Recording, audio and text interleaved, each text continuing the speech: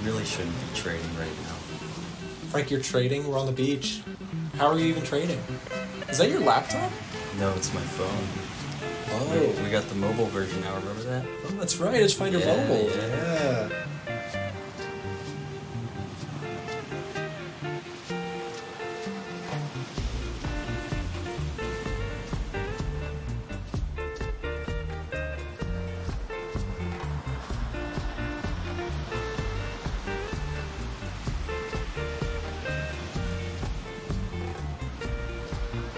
Frank, how many times has that boat gone by?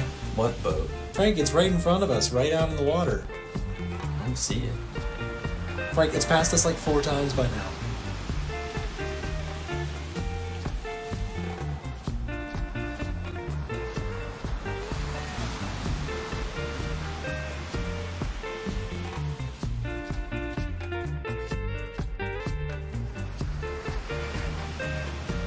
I really shouldn't be trading right now.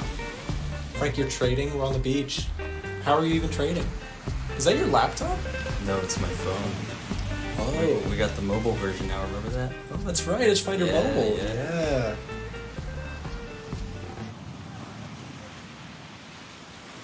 Attention A1 Trading Show fans. If you're interested in getting free access to the Edge Finder or our premium trade alerts, listen up. For a limited time, our show's partnered broker Eightcap is giving out free access to our products when you sign up for a new trading account with them. If you already have a broker, you may want to consider switching to Eightcap because of their low trading costs, a wide range of trading assets, and their amazing customer support. If you'd like to get access to our software and Discord server for free, click the link being dropped in the chat right now and ask one of our team members for more information. Don't miss your chance for free products and an award-winning broker. Now, back to the A1 Trading Show. All right, guys. Good morning. Welcome back to another live stream. Hope you're doing well. It's Tuesday. We've got retail sales this morning. So thank you for joining me. Thank you for being a part of the show. We wouldn't be anything without our wonderful audience that comes to the show each day, ready to learn, ready to hang out here, ready to trade. Gold keeps moving, man. And I'm just trying to keep it cool, to be so completely honest with you guys. Managing this trade, obviously it is very nice to have a move happening like this in my favor. It's been a minute since I've had a monster runner like this. And it's entered monster territory. We are hitting, at the time of recording this, guys, if we were to close right now on the day, gold would hit an all-time closing high. So bit of a celebration there. What? Yeah. Gold is trading as we speak at an all-time closing high. If the price were to close right now, we would be looking at an all-time high. Nominal basis. Now, inflation adjusted high for gold is actually like 2,500. Actually, no, I think it's higher in the 80s. The inflation adjusted price of gold was like in today's value of dollars, I think it was like 3,500 or something crazy. In gold, in 1980, let's just look at our history for a second. I'll have to scroll way back. In 1980, gold went is it the actual 80? Yeah, 1980, the year 1980. Price on gold went so insanely parabolic. And adjusted for today's USD value, I believe this is actually like 3,500. So when you think to yourself, is gold overvalued? Oh man, that I think is a trigger for me, because gold is not overvalued. It's not even close to overvalued, in my opinion. Please understand, I'm not telling you financial advice ever on my channel. It's in the disclaimer in the description of the video. But here's my thought on it. Gold is cheap, in my opinion. Why is gold cheap near nominal all-time highs? The reason is because of how much currency they have printed into this world. gold is only expensive if you think that dollars are rare. Dollars are being printed faster than you can blink, right? I know someone in the audience just tried blinking as fast as they could. And trust me, they're printing dollars faster than that, okay? So, sounds like we need a perfect candle. You know what? You know what? You might be right. Gold is hitting as it nears its all-time nominal high. Perfect candle. Oh, that green candle right there. We got a perfect candle going on. Really, perfect candle. That's Frank on the soundboard. He said perfect candle one time in the live stream, and you can't make that mistake around the producers because they will clip you and they will make you into a meme. Perfect so, candle. Oh, that green there it is. right there. All right. So gold is hitting a, if it were to close right now, it's at an all-time high. What do we do? Well, I'm just going to tell you that I just had a conversation moments ago with a member of our Discord. Someone mentioned the FOMO I get from looking at Nick's gold trade right now. And I want to just reiterate what I said back to maybe other people who are feeling similar, because it feels really nice. Like I'm like basking in the sun right now. I finally got the trade out of gold that I've been looking for a while, right? It feels really good. I'm not going to lie. But how many times have I been in the same situation as my friend Yoshi? By the way, killer profile picture. Are you kidding me? Yoshi, and then profile pictures like it's like a creature. It looks like it's wearing headphones. Anyways, we're talking gold this morning in the trading chat, and here's the thing. I've missed so many moves in my career, and it's okay. It's okay. If you're feeling FOMO about gold right now,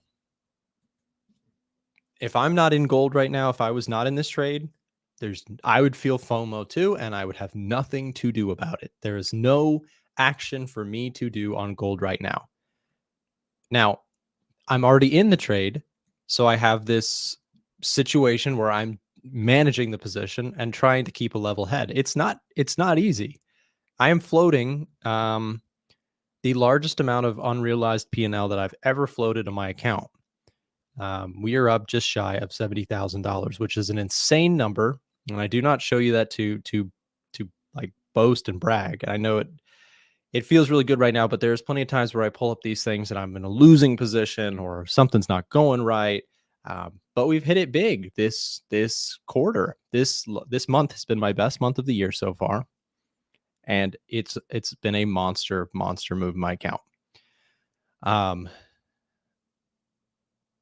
again, the reason I talk about this is because this is where it's easy to make mistakes. When you have a really, really good trade on, it's very tempting. Like I thought about this morning. I had the thought cross my mind this morning. Maybe we should take off like half. And I realized, Nick, you don't do that in your strategy. You don't take off half because you're scared of losing profits. That is breaking my own rules. So I had that thought this morning and I said, okay, yeah, that's fear speaking, right? Fear didn't get me into this position. Fear didn't get me into my best trades of the year. Patience, discipline, and being brave during drawdowns got me into this. And I don't mean brave as in risking the farm to get back from a drawdown. That's not what I'm saying at all. I just sit there and get beat up in gold for a few months to finally get into some of these really good moves. I got chopped to bits for a couple months there. So am I sitting with a really nice P&L? Yes, but please understand, getting to this point, and I always try and reiterate when I have like monster movers happening in front of a camera, I try to do my best. It is easier to talk about my wins and my losses, but please understand that during this time, I tried to buy gold here. I tried to buy gold here. Tried to buy gold. Here I almost got stopped out on this trade that I'm currently in. So to say like, oh yeah, I'm just floating a massive position on gold right now would be unfair to my audience who only sees the current trade, but doesn't see the ones that I've taken losses on trying to catch this move. I caught a lot of this move. I caught a lot of that move. I got chopped a bit in this territory, and now we're making up for it big time. So please understand that if you see me up like $35,000 on a position, there was also down 4K. There was down 3K. I just want to add some context because I find it very frustrating when traders only show their losses. So when I have a monster mover going on, we get the perfect candle. Perfect candle. I think context is very important. Yeah.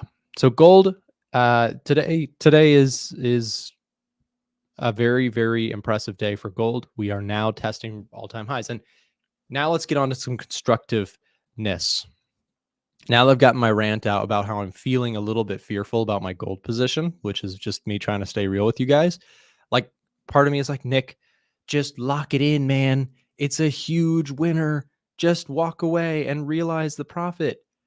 But you know what also immediately snapped after I thought that?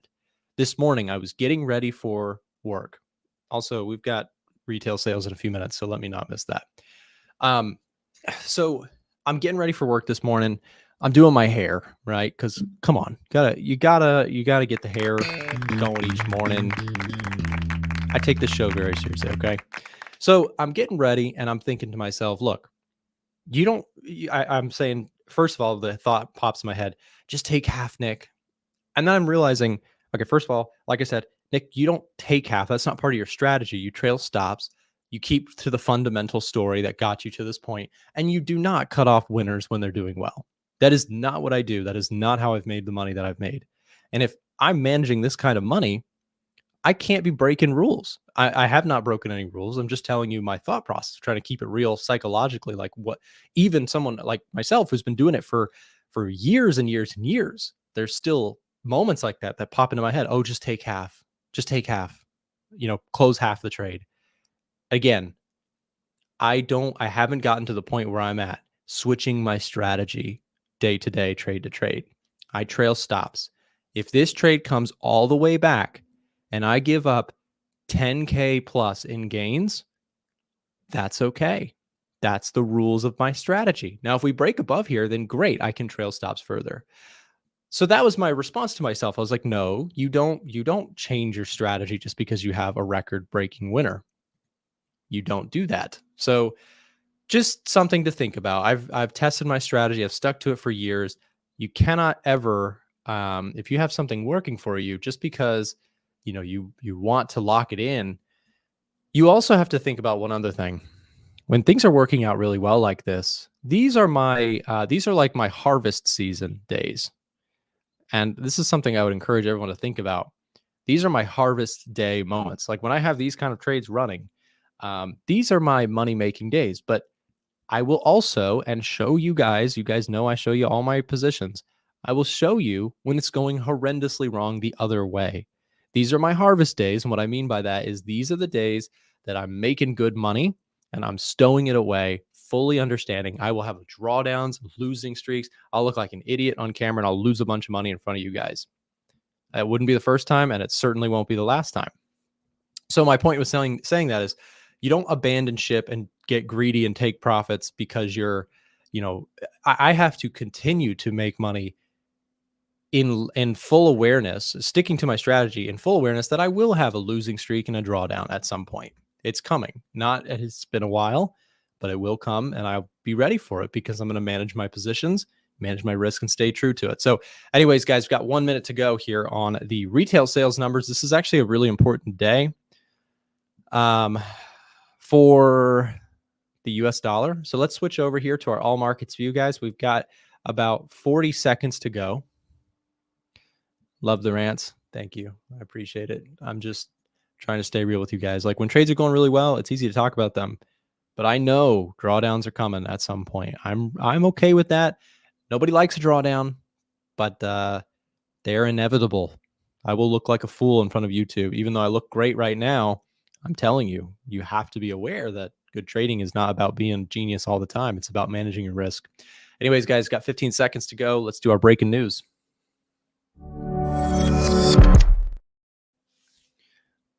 Awesome. All right, guys, we are coming in here now. 5 seconds to go. All right, the euro and gold taking a slight dip here. Dollar index just slightly higher. Might suggest a little bit of strong retail sales, especially with stocks doing just fine in response to this. That would tell me that retail sales were actually stronger than expected, and there they are. So retail sales month over month came out better than anticipated. For the CAD traders out there, CPI came in light. Core retail sales also coming in hotter than expected, showing some strength in the economy. Not particularly good for gold. Good for the dollar, shows some strength in the consumer, which, of course, like I said, is a positive thing for the U.S. economy, the U.S. dollar, and again, not bad for stocks either. So retail sales is always a funky one because right now the stock market wants the Fed to cut rates, but so soft retail sales would be good, but also retail sales being strong shows the consumer's doing just fine. That's also good for stocks. So retail sales is always a tricky one for stocks. Anyways, gold is 2440. I mean, we didn't move too much off of that. Gold just slightly lower. Take a look at the euro coming down off that. Dollar index is up. Let's have a look at the dollar index for a moment here. Let's look at DXY for a moment. So here's the dollar index bouncing off of these lows. I mean, you have to give it to the bulls here. We came all the way down like a stampede. The dollar bearishness just completely pushed this thing lower. And then now 104, man, 104 has been so stubborn for dollar strength. And, you know, my view here on the dollar index is, well, a lot of the market is now saying, okay, September rate cuts. What gets the dollar to be more bearish than what it already is?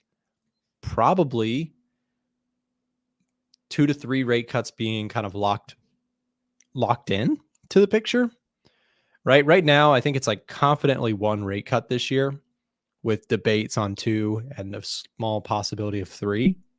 I believe that is right.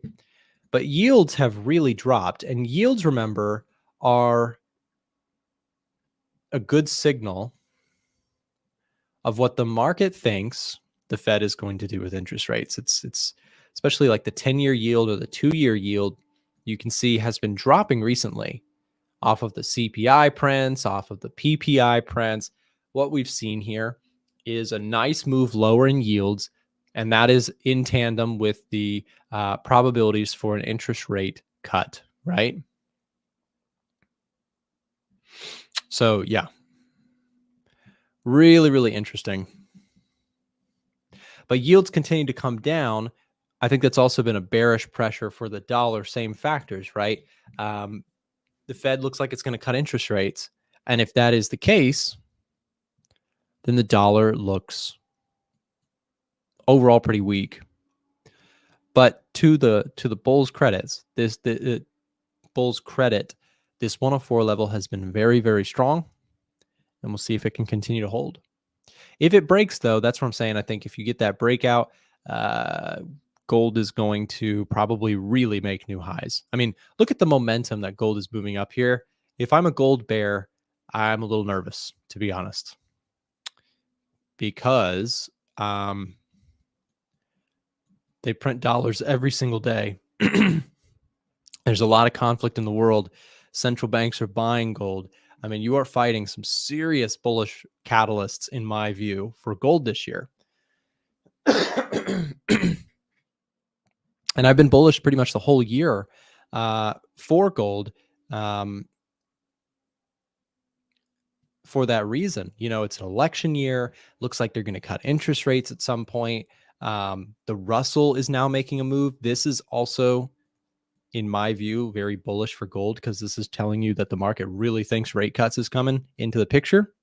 The Russell small cap companies or small to mid cap companies, they're doing quite well recently. So we'll see, but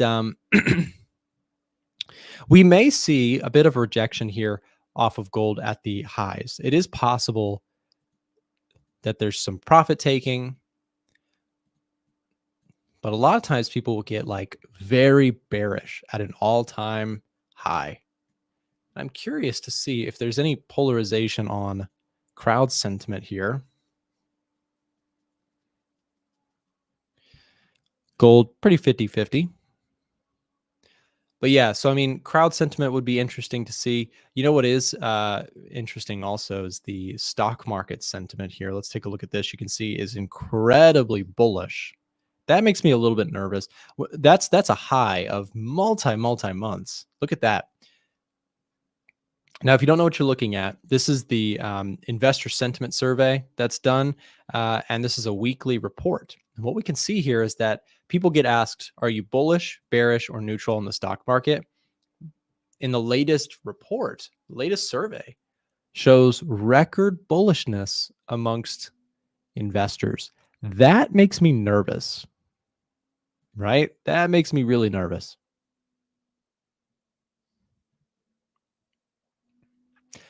Doesn't make me short though. Doesn't make me sell. I'm not fighting that trend, but it does make me nervous when I see investor sentiment kind of reaching a peak level of optimism. So when you look at like the stock market and it's made this substantial move, I am still bullish, right? I still have my technology position in XLK.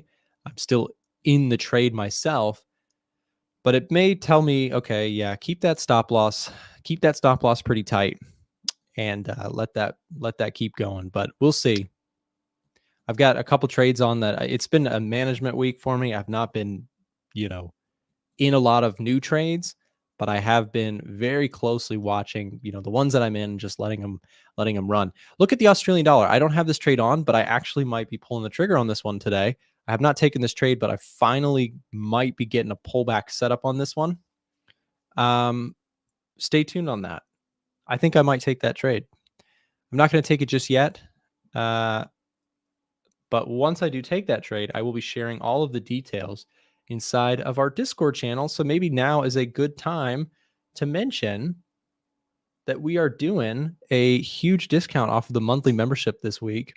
If you guys would like to try for 30 days our VIP group, it's super discounted right now. We're doing 45% off for people who are watching the live stream. Let's drop the link if we don't mind, Chandler. Just drop the link here for anybody who would like to try our Discord channel. Let me show you what that looks like for a second. Let me pull it up. So the first thing I'll say is when you guys, watch the live streams and I'm showing you, my personal live account positions, no nonsense, no BS, no, oh, is this actually real? Does this guy actually trade? I show you my account all the time, every single live stream. And the purpose for doing that is so that, if you're thinking about getting a service, I have skin in the game. I'm not just out here pumping my service without showing any accounts. I show you guys all the time what I'm doing in my personal live account. For better or for worse, there are times where that is incredibly painful to do, and there's times where it's a lot better to do. So right now, we are currently doing a discount off of our VIP group. If you're serious about this stuff and you're tired of running in circles, changing strategies, not sure what you're doing. If you want to learn from people who are really doing it and really making money at it, come join us in the Discord channel. We have a free version, which you don't get access to the signals, or you can get access to the 45% off discounted signals right now using the link being dropped in the chat, where you can chat directly with someone on our staff about getting access to the VIP room. So don't miss out on that. You can, again, send a message there, and it should be good. There it is.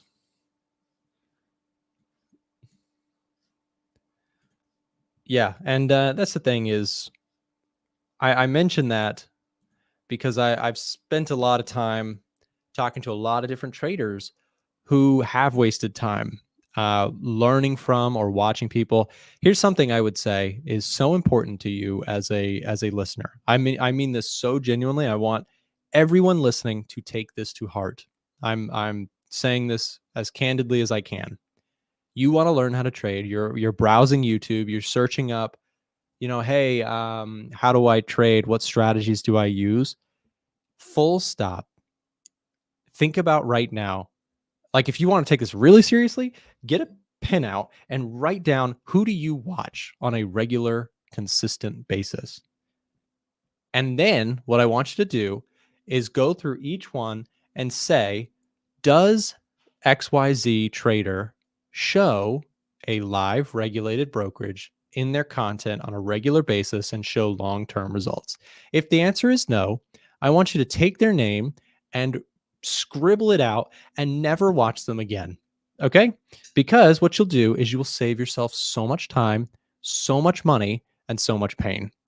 Don't watch people that don't show you their performance. Genuinely, if I could go back in time and shake my 17, 18-year-old shoulders and say, stop watching people who show you, social media, PO, you know what I mean, stuff, right?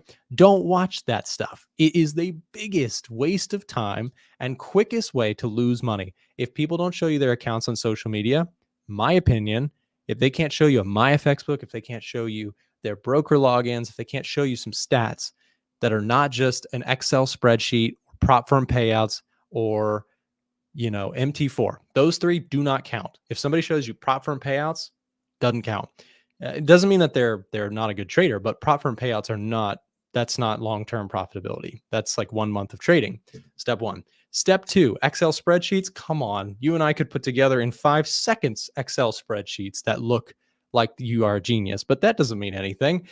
And finally, MetaTrader 4 can be easily manipulated. And I'm not even trying to sound like a naysayer, a negative person, but I'm telling you, real traders, like when you see like Chris Pulver come onto the show, and you see him literally logged into his like TD Ameritrader, his Tasty Trade platform, or you see me logged into Webull, like just don't waste your time. I'm telling you, time is finite. I know how hard it is to learn how to trade. I've done it. It's so hard, but wasting your time listening to people who can speak, well, but never show their real accounts, you are wasting your time. You will never make it if you're just overly investing in people who don't show accounts. Got it? Are we on the same page with that? If that made sense to you, if you're on the same page with me, do me a big favor, smash the like button on this live stream. So very, very important stuff there. I mean, I'm telling you right there, that tip right there would make you a better trader. If you removed from your feed, like never show me this account again, that would improve you as a trader massively. Never, ever watch people who don't show you live accounts. And I know that's a hot take, but that's my opinion. Now, there's one middle ground of that. Some people don't like to show performance because it's hard to, and I respect that. It's really, really hard to show performance. The greatest will do it, right? But people who don't show performance, but also don't show like lifestyle or like BS, and you can tell that they're like very genuine. Can there be value gained there? Sure. But there are plenty of traders who do show their live brokerage accounts. And in my opinion, why would you listen to anybody else? So anyways, that's my rant. I apologize. I'm watching this Australian dollar move. That's why I haven't moved charts. I've been wanting to get in on this trade. I do like the daily chart level better, but I may take a stab here at near current levels. I like this area. So I'm going to keep an eye on this one. If I take this trade, it will be shared inside of our Discord channel. As I mentioned, if you are serious about this stuff and you want to come trade with us, come join the Discord. I'm telling you, when I just did that whole rant too, I mean genuinely that you should only pay for services too. You can watch. Oh, here's maybe a good way of saying it. Watch people who don't necessarily show their track record and see if you can learn something, but never pay for anything unless someone shows you that they're legit. So with that said, if you would like to join our group, it is currently huge discounts right now. You get 45% off with the link being dropped in the chat. Click this right here. There it is. Boom. And you can speak directly to a member of my staff who will get you set up with a membership at a super discounted rate. I used to watch a lot of YouTubers. Now only watch Nick's live streams. For some reason, the streams give me the vibe same way the radio does when I'm driving. Radio would be cool. I don't know. I feel like after I've been doing so much stuff on like live streams and I do a podcast, and if I ever weren't doing something trading related, I still think it would be content, but I don't know much about sports. I couldn't be a sports broadcaster. Maybe I don't like politics. It would probably just be finance something, but that's all I'm good for. Anyways, Nick, can you show what does the COT data say about the Dow on the EDGEFINDER weekly data? Yes, I'm curious about that myself. So let's do that together. So if we go to sentiment and we go to COT data, let's take a look at what the Dow Jones is looking like. So the Dow has slightly more preference to the long side than the short side. So institutional money is leaning bullish on the Dow. But then let's take a look at the latest filing for the Dow. And we can see that there was a little bit of selling. So a little bit of selling for the Dow Jones. I like to look at its cousins too. The NASDAQ, a lot of selling there. SPX selling. And by the way, guys, the commitment of traders data came out Friday. What about the Russell? Russell saw mild buying. And this is interesting because this is why I like to, when I talk about the commitment of traders, I like to look at the latest weekly filing almost like more importantly than the overall net positioning. Because net positioning would tell you there's, slightly bullish leaning positioning on the indices, except for the SPX. But then take a look at this and you say, well, recent activity on the Dow Jones and the NASDAQ has been more selling pressure. And here we are near all-time highs. I mean, look at the Dow. The Dow Jones is hitting an all-time high if it were to close today. So nice move there. But COT shows some selling pressure. So I'm a little cautious as we see selling pressure coming into these indices on the commitment of traders data. So for me, what that would mean is it's not necessarily outright bearish, but there's some selling going on. So I'd have to wait for at least a pullback. I believe the Dow Jones is still getting a bullish reading. There it is, Dow Jones and DAX. I want to look at the DAX because I've wanted to be a DAX buyer as well. So let's go look at German 40 for a second. Maybe we get a pullback opportunity on the DAX today. That's another trade I'm watching. Things are finally starting to set up, I think, for some entries today. If I take any trades, as I mentioned earlier, we'll be sharing all of that in the Discord channel, 45% off.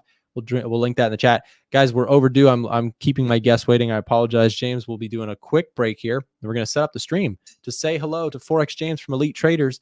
And stay tuned. We'll be right back just after this.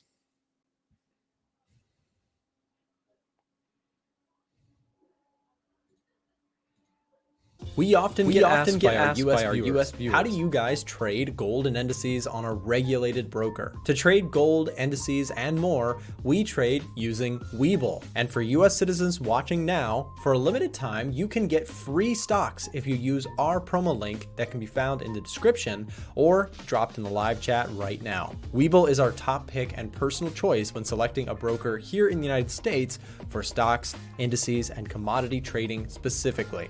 Get your free stocks now by clicking the link and signing up using the instructions found there. Now, back to the show. All right, James. Sorry to keep you waiting, man. It's good to have you back on the show. How are you doing today? Hey, yeah, don't worry about it. I'm good, thank you. How are you?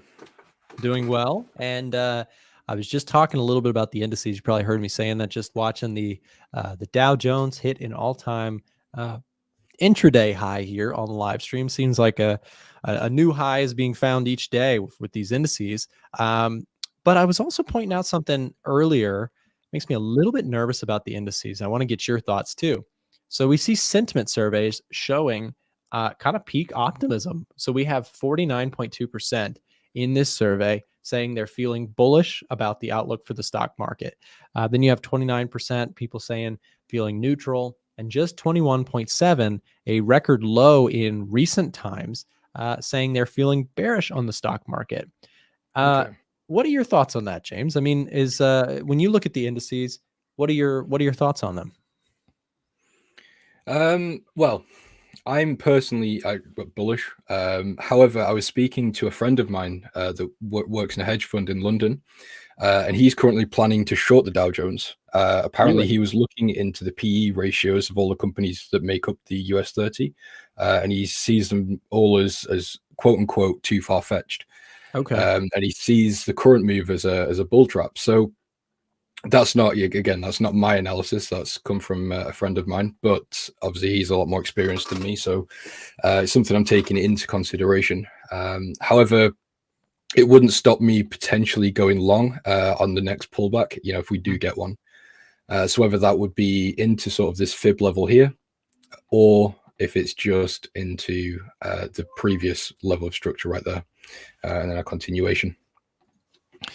Yeah, I kind of, you know, so I set you up in that situation to give you a bear case at least, but I also too am more on the bullish side, just thinking that, you know, I do think also,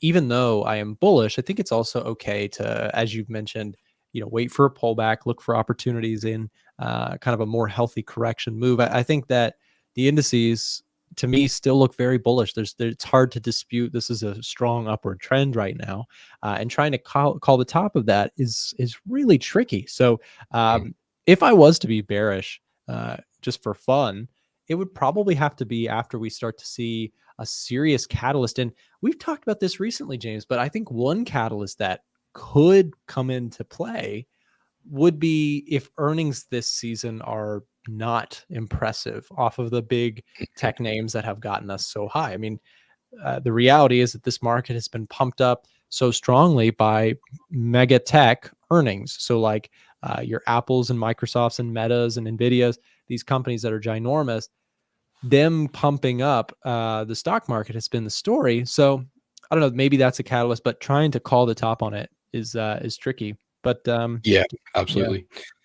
Yeah, well, the way these guys work, it's not obviously it's not the same as how you and I would normally place a trade. So they don't put, you know, entry here, stop loss there. It's more a case of they would enter one level, then they'd enter again and possibly again and sort of average it down. And then if they're wrong, they'll cut the losses at a very specific amount.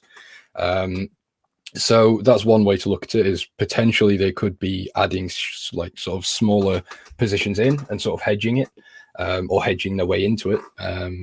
But yeah, overall for a standard trade, definitely looking to continue the bull run. Yeah, I'm kind of on the same page. So yeah, really interesting. And yes, that is also another common difference a lot of times with like big firms and institutions. Like they're not necessarily enter here with a stop right below or something like that. They might take more of a position building approach. And you know, if your time frame is long enough and your you know, your position sizing is responsible and your liquidity is large enough, a lot of times that can be a very good way to approach it. I mean, like for example, I kind of have full willingness here on like TLT, which is US bonds.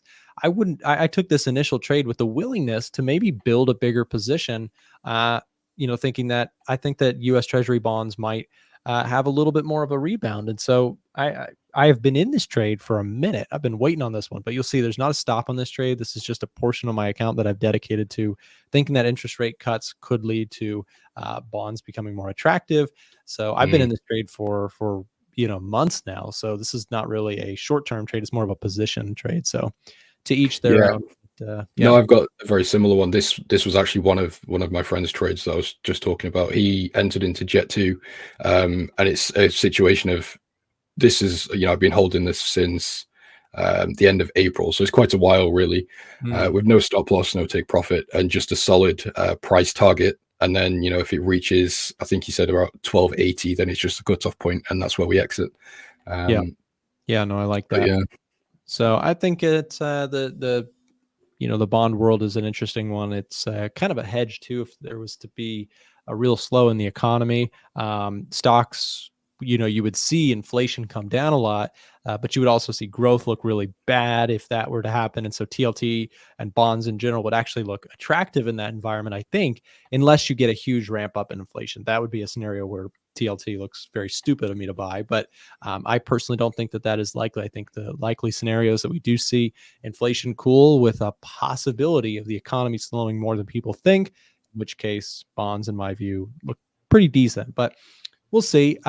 So James, I'm going to give you the floor here for a little bit, give you a chance to walk through what you'd like to go through here, give you a little chance to share your thoughts. Before I do step out, I'm going to let everyone know that if they would like to follow you or find more information about you or enjoy your segment here, head over to elitetraders.io. That is their website. They're putting out some great value and, of course, sharing a really valuable service that we've gotten so many messages that are positive about. So we've heard a lot about you guys too, and I'm just glad you come on the show now. So guys, stick around with James, and you can we'll drop the link to his stuff now. And James, you got the show for a little bit. Enjoy it, man. Cool. Thank you, Nick. Yep. So, guys, I'm not sure if any of you have watched my segments before, but you may have watched the last one. I think it may have actually been yesterday. I was showing you the US dollar yen position that I was in, and explaining that it's very, very simple. Essentially, we had the MOF intervention happen on Thursday, which led to a huge move to the downside. You can see here, this was, let's see how large this move actually was, 420 pips, so a negative 2.6% move, which is quite large, obviously. So essentially, because I trade essentially two different methods. I have my sort of intraday positions, which are more, entry, stop loss, take profit, some economic analysis and that type of thing. But then we've got a second approach, which I was just discussing with Nick, which is where it's more of a long-term position trading approach. And this is what's happened here. So what I'm going to do is show you my live account with that position on. So you can see it here. So it's very small. The actual capital risk on this isn't much, because the idea for this is to keep entering. So I actually wanted to see lower prices. I would have liked to have seen these lows down here get hit at the sort of 154, but that didn't happen, which is completely fine. I also have a target up here at the 165 level. So yeah, that's the target by the end of summer. But essentially, the reason that I've done this and the reason for this trade was because the dollar. I'm short-term bullish, and when I say short-term bullish on the dollar, it is very short-term. So it's over sort of the next 1 to 2 weeks, and then my long-term outlook on the dollar is bearish. So due to some rate cuts, we also have the elections coming and things, so we could see some volatility there. However, the dollar's irrelevant really in this situation. This is more banking on the yen and the yen continuing to be bearish. So this was more of a position trade to keep averaging in and let this trade run, because there's, based on data economics, there's no reason that this trade shouldn't work out in the long run. Obviously, that's not financial advice. Please don't go and buy dollar yen. That's not what I'm saying.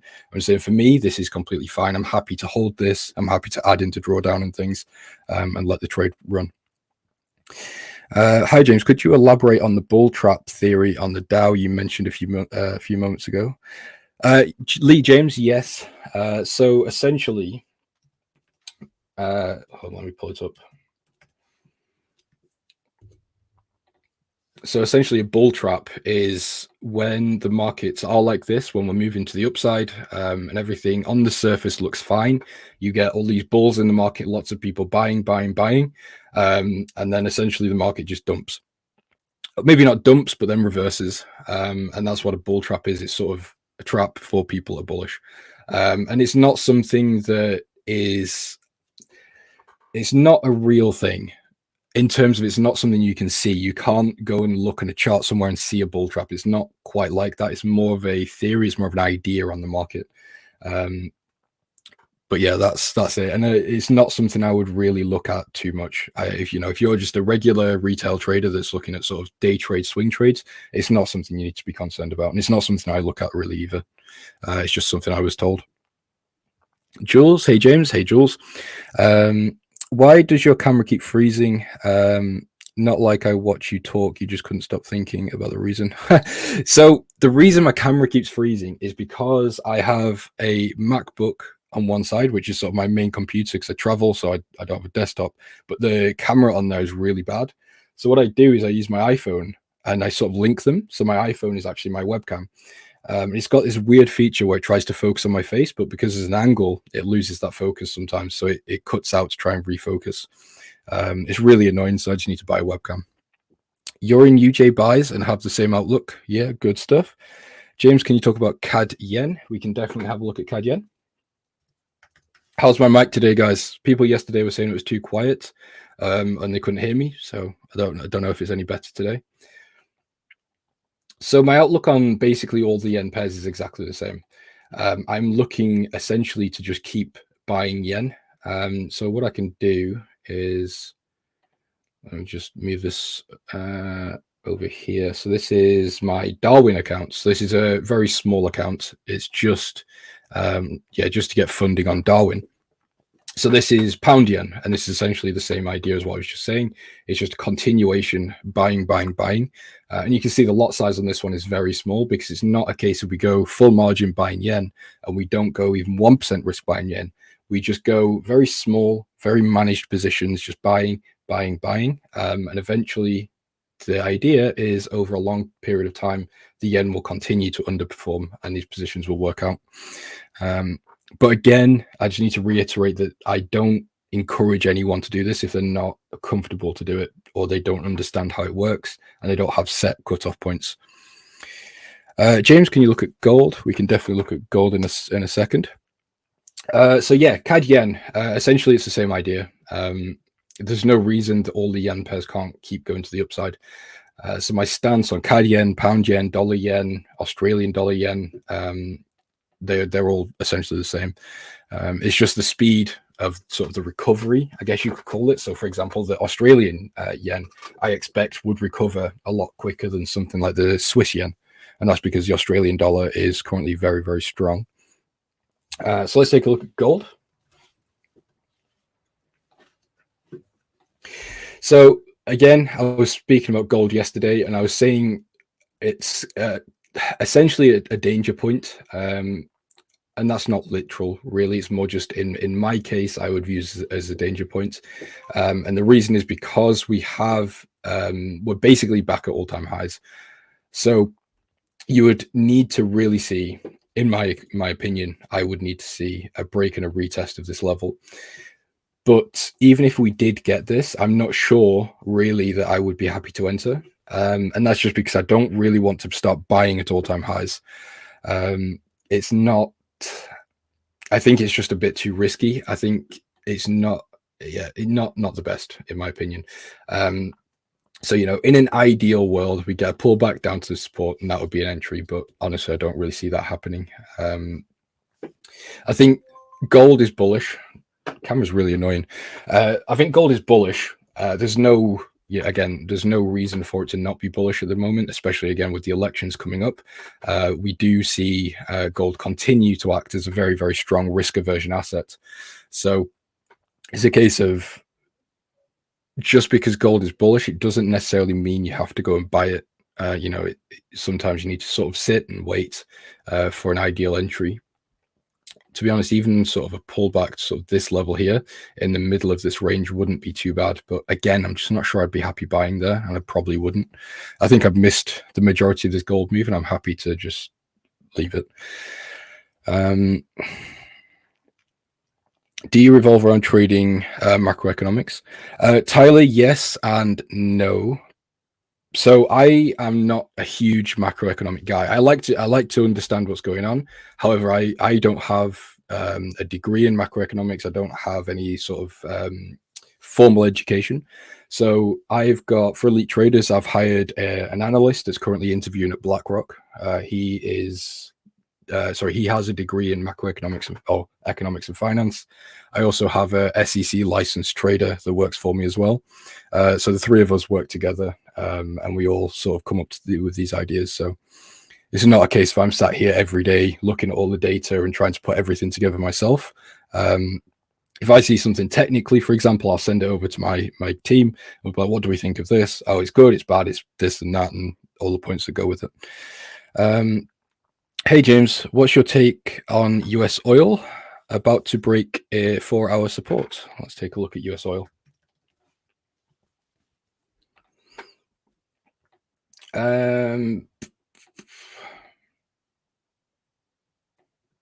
Actually, it's not the chart I like. 1 second. Here we go. I'm not a huge oil trader, to be honest, but what we can do is have a quick look on the OPEC news and see if there's anything on here that could give us some insight. Need to pause ad block, of course. Oil falls, lingering demand concerns in China. Oil extends losses as dollar strengthens. Oil prices fall, so it seems like oil's not doing too great. Technically, this looks bullish, and the reason is because the moving averages, we've got the 200 above the 50, we've got the RSI that's coming oversold, we're at a level of support. So based purely on technicals, this does look like quite a nice long position, and this would then depend on where you stand with the dollar. So for me, because I'm short-term bullish on the dollar, I actually wouldn't really like to buy oil. So I think oil would be a good buy position in the next sort of couple of weeks. And maybe I'm completely wrong on that. We might see oil rocket off this level. However, I would quite like to see some sort of fib retracement into this level. You can see this is quite a nice respected level here. And this may present a better buying opportunity, in my opinion. And that would be sort of my approach there. Although, like I said, technically this looks fine. And depending on your outlook on things, it might work out for you. Hello, James. What's your view on Australian Canadian dollar and USD CAD? Let's see. Actually, we just had Canadian dollar news, didn't we? So consumer price index year on year from the Bank of Canada came out at 1.9, previous was 1.8. Consumer price index year on year was 2.7, previous was 2.9, so it's a bit mixed. It seems like the Canadian dollar gained some strength, though. Australian dollar has weakened a little bit. However, you can see I've already got this on my watch list, actually, because I am very bullish on the Australian dollar, and I have been for a while. So it makes sense, in my opinion, to start looking for a long position. The issue is I just need a slightly deeper pullback. So I just need to see the level here get hit. So you can see I've got an alert set on this level of previous resistance, which is now support. And then a continuation to the upside. The RSI is about to become oversold, and I would like the gap between the 200 moving average and the current price to just come down a little bit, to just come a little bit closer, and that would be my sort of signal to go long. In terms of levels, let's have a look at the daily. So you see I've got the take profit set at the previous sort of daily highs from January in 2023, roughly. Now, I'm not sure how likely that is to get hit, so I probably wouldn't actually take profits up here. It's more of just a general guideline for a potential target. But yeah, we'll see. I'm not sure I'll enter this one, to be honest. I've already got quite a large portfolio at the moment. US dollar CAD.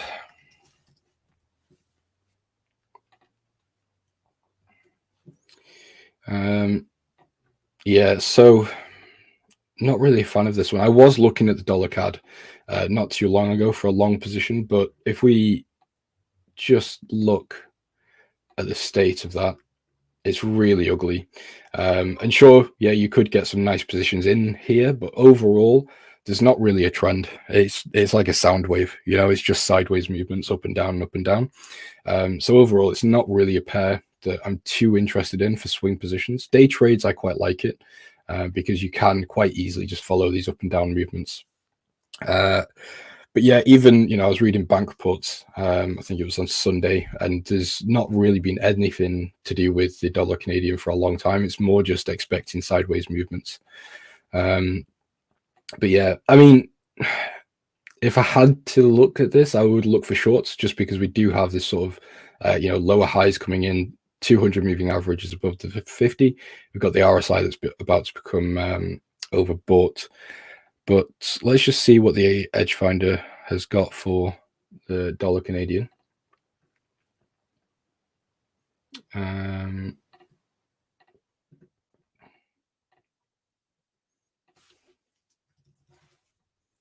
So it's bullish. Let's see. COT is flat. Retail sentiment is flat. However, mainly heading towards the short side. Trend readings bullish. GDP is bullish. yeah, so it's, to be honest, not really anything there. It's kind of going either way. So yeah, I would stay away from dollar CAD personally. Nasdaq. We can take a look at Nasdaq.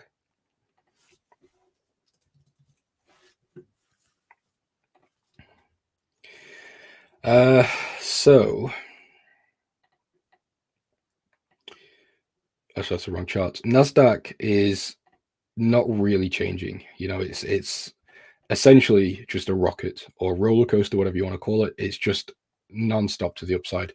I was looking for a pullback to this level at sort of 20,000, but we just didn't get there. So we had a news move, but it didn't push down low enough, and now we've sort of almost corrected that move.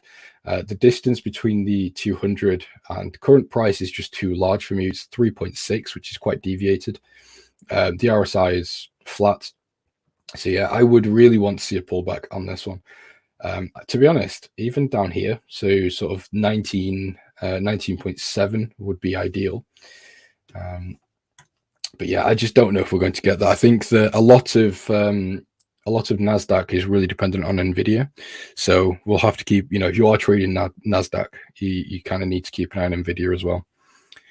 We do have, like, we're in earnings season as well, so be very mindful. Short-term sell on gold. DXY is printing nice strong candle. If that's what you want to do, it's not for me. I wouldn't be doing that, but doesn't mean you can't. Bitcoin, we can have a look at Bitcoin. So where our bias is actually short on Bitcoin at the moment. Let me just show you something really quick. Actually, I'm not sure if I'm going to be able to find it.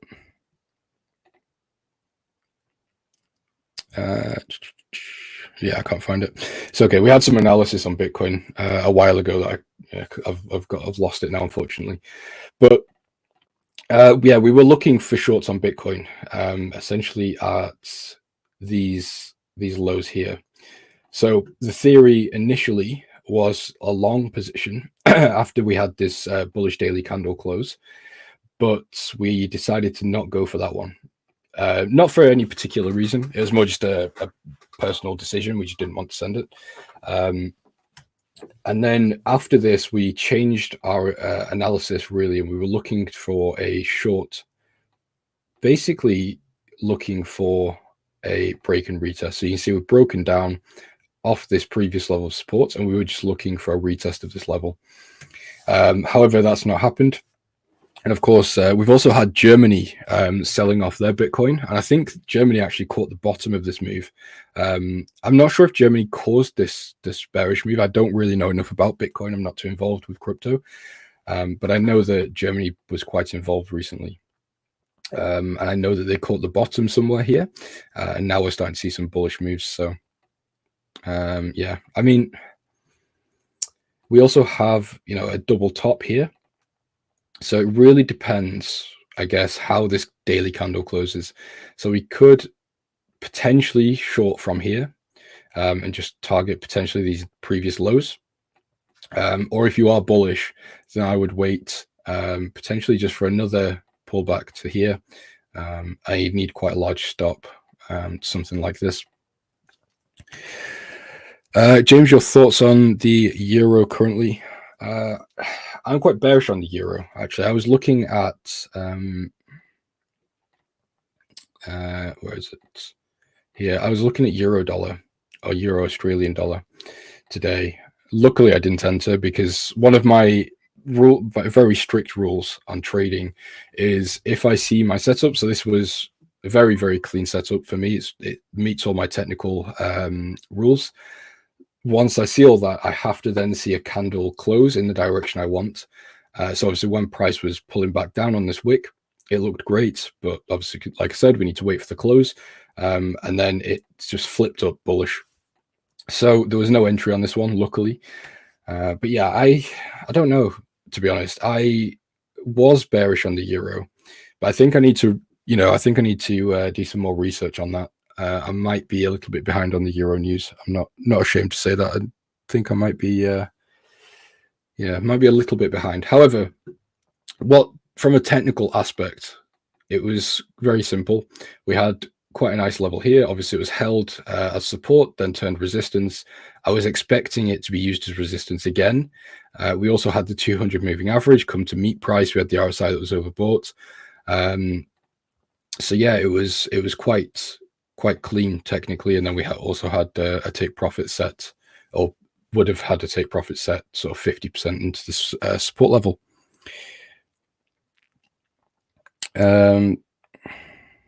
Guys, I'm secretly edging to the stream right now. EDGEFINDER helped me edge to the stream. That's interesting. Fair enough. I mean, I don't know how I feel about that, but do what you need to do. So we can take a look at euro dollar. I am in a euro dollar position. I'm not sure if I want to show you that one right now. Let me just have a look on my other monitor. You know what? For transparency's sake, I'll show you. So on Trader Nick's stream, again, I was on, I think it was, when was it? It might be in Thursday or Friday. I think it was during a news event or just after a news event. I essentially just told Nick I was fading news. And to be honest, it got to sort of up here, and I was, you know, I was clenching a little bit, to be quite honest. But it's okay. It was obviously, I'm joking. It's a managed position. It's not a huge deal. And it's the same situation as I was saying with the dollar yen and my other stock position. It's just set, hold it, and wait. But yeah, this is essentially banking on the short-term dollar strength that I was talking about. But as this position moved against me, I added in relatively strategically, and the idea is to essentially get out at break even now, because this trade's gone on too long and it's taking up way too much of my portfolio. I don't really like to have that many positions open, so ideally I'm just going to close out sort of down around here. But yeah, this position currently is down 350. This was down 1500 this morning, so the US news helped me out quite a lot on this one. But you know, that's just the way it trades. That's the way I do things sometimes. And I should probably say that I've never shown that position before just now, because I don't want people copying it. I didn't send it to my Discord. I didn't put it on Twitter. I didn't show it anywhere because it's very risky. I don't want people to then go and copy and start losing money because they thought, you know, I can't lose or whatever. So it's a very personal position that, again, I didn't tell anyone about really. So overall, my outlook on the dollar is, on the euro dollar is, we just had pretty good news for the dollar. So obviously we will see some euro dollar bearishness in the market. I don't know how long this will last, maybe just to the end of the day, maybe for the next sort of 1 to 2 days. But from a technical aspect, I think we do need to see a pullback. We're very deviated from this level, from the 200 moving average. And this is always quite a good sign for me for pullbacks. You know, it's if you Google what a mean reversion is, that will probably explain it a bit better than I can here. But essentially, when prices get too far away from these moving averages, which obviously is the average price over the past 200 days, it's quite common to see a pullback to a more sort of stabilized price, if you will. Hey, James. Hey, James, how you doing? Yeah, good. How are you? Doing good. Appreciate you guys, you coming on today, as always. Guys, we just dropped James's link in the chat right here. James squared, Chandler said. Yeah, we got one more guest coming on today, or actually we have 2 more guests coming on today. So the show is continuing. So I hate to cut you off, but we will see you back later in the week. Guys, go check out Elite Traders if you're a fan of everything that James brings to the table. I know we're all fans of James here at A1 Trading, but with that, we are going to take a really quick break and then transition to Nick Phillips. The show is going to continue. But James, thank you for coming on today. Yep, thank you. Have a great day, guys. Try not to lose money. I'll see you soon. If you're someone in the United States looking for a Forex broker, it's been hard to find recently. There's been a lot of changes in the industry, so I wanted to take a moment to tell you guys about OANDA. OANDA is a US regulated brokerage that allows US traders to trade currency pairs like the euro dollar, the pound dollar, the dollar yen, Kiwi yen, all sorts of different currency pairs. So if you're interested in checking out OANDA, we're going to be dropping a link in the chat right now as we speak. They, again, are a huge brokerage in the United States that allows you to trade without the worry of whether or not your account is going to get shut down tomorrow from an offshore, unregulated, sketchy brokerage. They have been around for a long time, and I've used them myself for a number of years. So if you're looking to trade FX and you're in the US, this is the brokerage to check out in my personal opinion. So take a look at it. We'll drop the link in the chat, like I mentioned, should also be in the description of this live stream. Do your due diligence and see if it's right for you. Now back to the show. What is going on, everybody? Welcome to New York session, second guest of the day, I believe, for the A1 trading show. If you guys have any questions, as always, send them through the chat and I will try to get to them. Let's go over some things this morning that happened. We had CAD CPI and US retail sales drop. Retail sales came out to the upside, giving the dollar a bit of strength, where CAD CPI came out sort of mixed, sort of to the downside, mostly not anything that was real tradable for us. I'll pull over what we would have. The ideal for us would have been the exact opposite of this scenario this morning.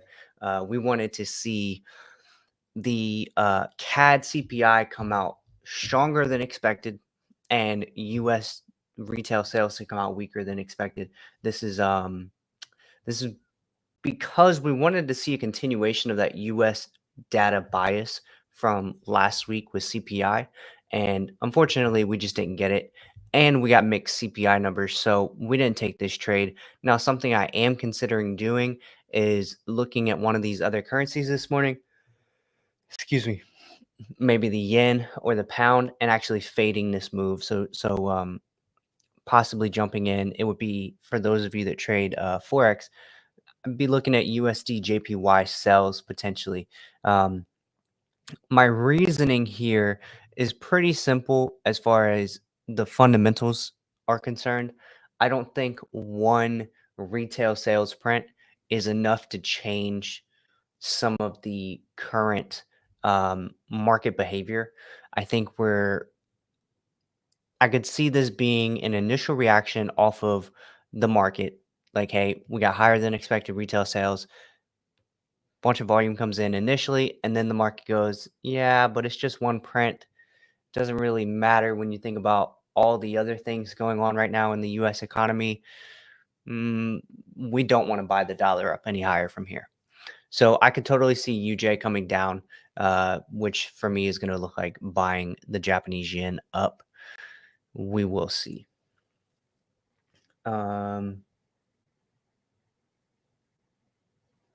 Gold recovering. Somebody said gold recovering. Yeah, very similar situation here on gold. That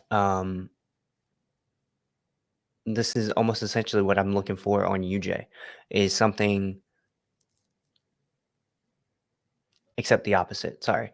JPY. I'm trading Japanese yen futures. So my JPY is the opposite of USD JPY. So I'm looking for this when I'm trading the yen to the upside today, which is a potential. I need to see the right price action in order for me to really want to get involved in this thing. And so far, I'm not getting exactly what I want to see. I might not get my signal. I may miss this trade. Sort of a low probability trade, in my opinion, anyway, simply just because I tend to like to have catalyst on my side instead of trading against any potential catalyst. But all right, so let's take a look at the Doxy here, just on a larger time scale. We'll zoom out here a bit. If you guys have been watching my segment of the show at all for the last couple weeks, I've been saying, I'm expecting dollar downside. I'm expecting dollar downside. I'm expecting dollar downside. That's what I've been saying. And then we're getting the data that is starting to push that to the downside. I think that on the daily, if the Doxy can break below this, which we might not get this week, it just depends on how anything could happen. Anything at all could happen. However, I could totally see us hanging out, maybe tapping below it, and just sort of waiting for next week. And obviously, I drew way beyond what next week would be. But we just don't have that much US data this week. So if we look at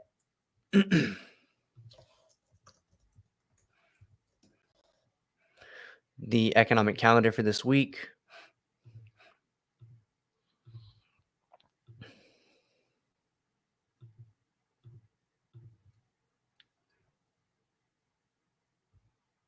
like unemployment claims is really the only thing we have left. We do have a bunch of Fed speakers, so we will see how they play into the market. But for the most part, I mean, not that some of these things don't matter, but building permits, housing starts, are they enough to significantly move the market? If they come out lower than expected, are those prints enough to push price below this 104 level on the Doxy? I don't think so, personally. I think we're going to be waiting for next week with the flash PMIs, maybe the GDP, and PCE. I really think the flash PMIs next week is going to be where we're going to see some of our most impactful numbers, and something that if it comes out lower than expected, if it comes out contractionary in nature, that would be what would push the Doxy below 104. Again, anything can happen.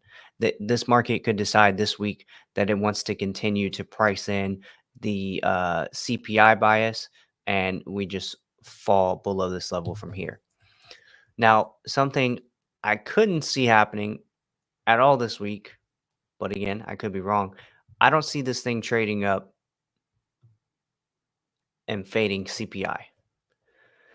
I don't see it doing this. I think on a technical standpoint, we are simply in the middle of a pullback scenario. But when you bring fundamentals into it, my bias is we're going to break out of this channel to the downside. So I'm expecting lots of dollar weakness over the coming weeks and not much strength. So I'll be looking for every opportunity I can to sell it, which means if it comes back up into this little area here, this little pullback leg, I'll be looking to sell it from there. If it breaks down below this and retest, I'll be looking to sell it in those areas. And then on a lower time frame basis, I'll basically just be looking at points of structure on the 2 hour, 1 hour, 30-minute, et cetera, to take advantage of selling opportunities. Push up into here, rejects, comes down. I don't see retail sales pushing the Doxy up above this resistance level at 104.5. If it does, I don't see it lasting for long. I see it sort of acting as like a bull trap, or today's algorithm traders would say, what is it that you guys say? Liquidity sweeps. Sorry if I triggered anybody that loves ICT concepts or anything, but it's, in my opinion, it's just all technical analysis reworded. So, anyways, not to trigger the ICT guys in here. I need to get off this topic. So yeah, I could see it maybe pushing up, trapping some bulls as people are waiting for this level to be broken before they start to buy into this thing, and then ultimately failing. But the more obvious play is going to be a rejection of this level with failure to the downside for the rest of the day would be my anticipation. I don't trust the dollar strength. So I am looking for opportunities to fade this, and we're starting to get some of that price action that I would want to see I wouldn't mind seeing it try to push up again and reject from this area, give us a nice little shoulder, head, shoulder pattern to take to the downside. But we'll see. I'm not going to force anything. All right, let's go.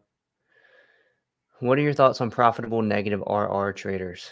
Profitable negative RR? You mean guys that are trading a negative RR? I don't know how you have negative RR, but I could see like a lower than 1 RR for sure. People that take like 0.5s or 0.6s or I mean, I think the math on that, it comes down to your win rate. Like for me, there are times where I'll get in and I'll get out with less than a 1-to-1, but it's still adding a win to the bucket. So like RR is so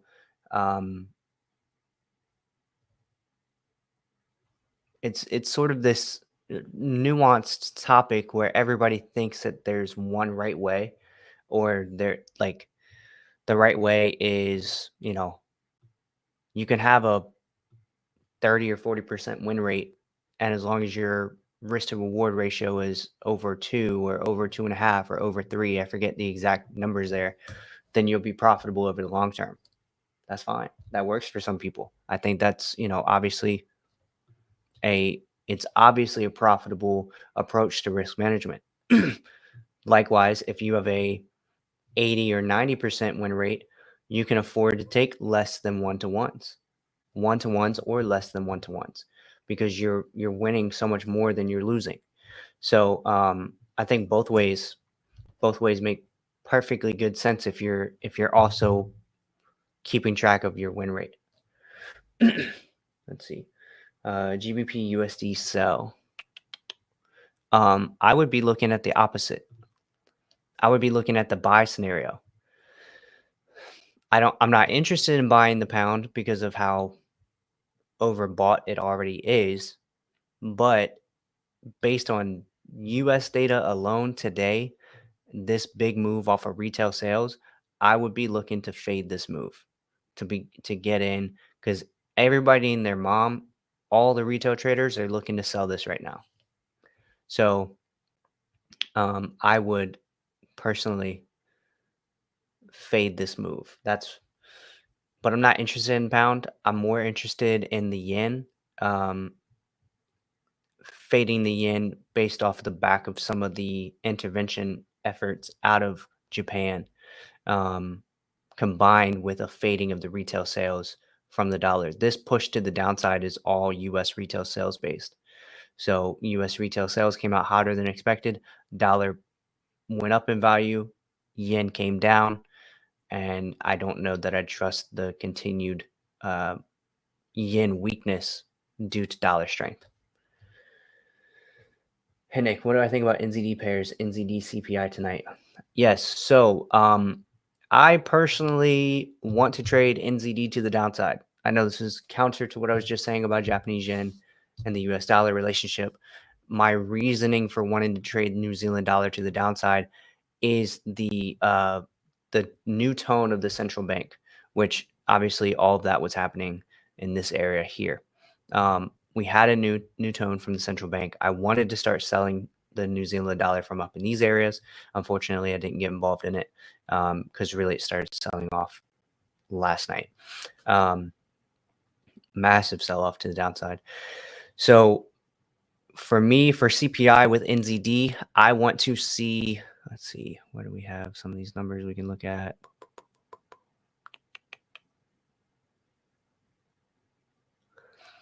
So I would like to see a lower than the low for quarter over quarter and lower than the low for year over year, and take NZD to the downside. Dollar weakness aside, I'll be trading NZD USD to the downside. That's not the only pair that you could trade on this. If you get this result, pound, and you're trading Forex, pound NZD to the upside could be a decent opportunity. NZD JPY to the downside could be a decent opportunity.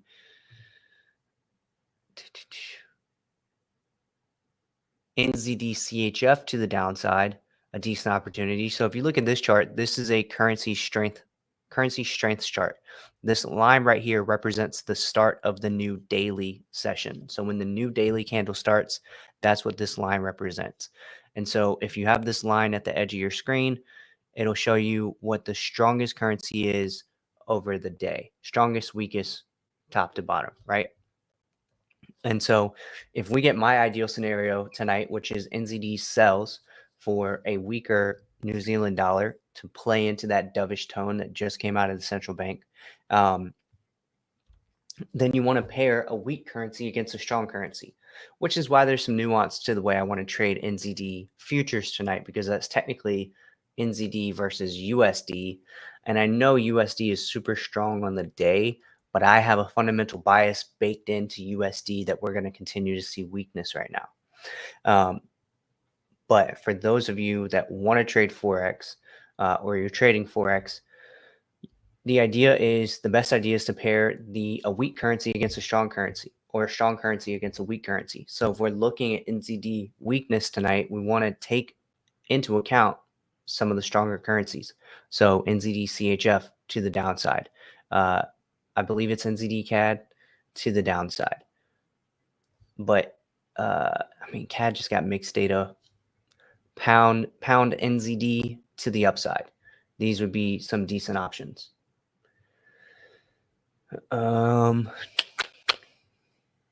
Should I break down? Let's go break down one of those. We'll go NZD CHF.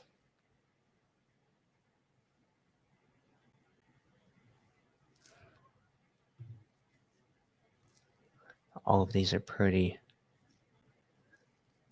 The other problem with this is positioning. A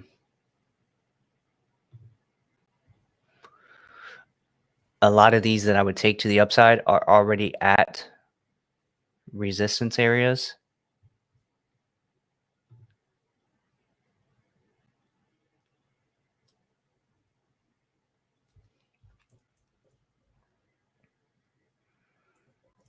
Still have plenty of room here on the daily. Let's see if NZD CHF looks like this on the daily. Not really.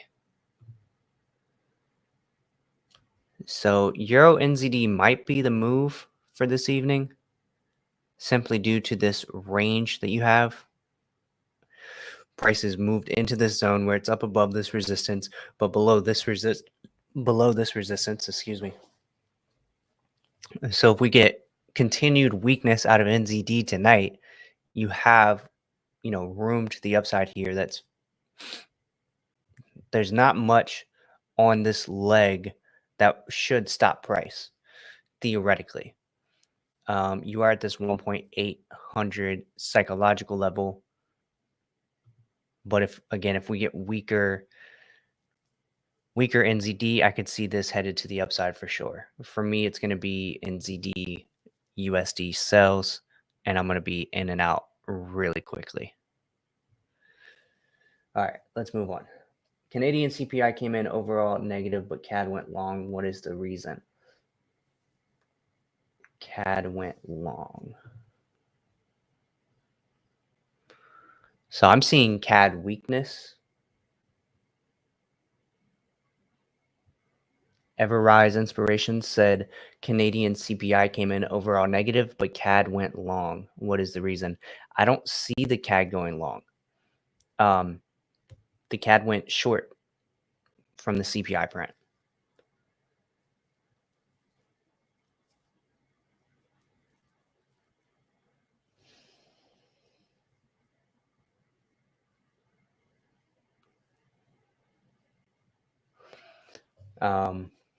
So now I will say I am looking to fade this move.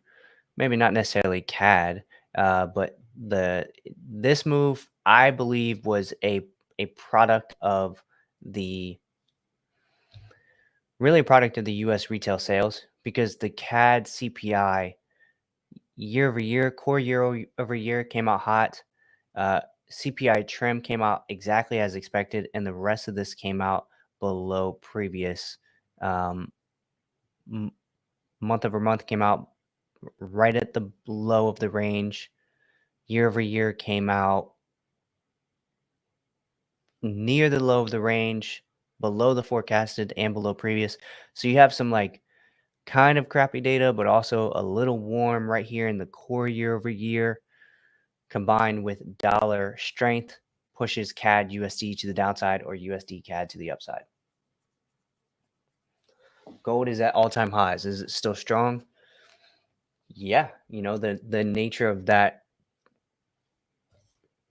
Paolo, like the nature of that very question is like you answered your question in that question, if that makes sense.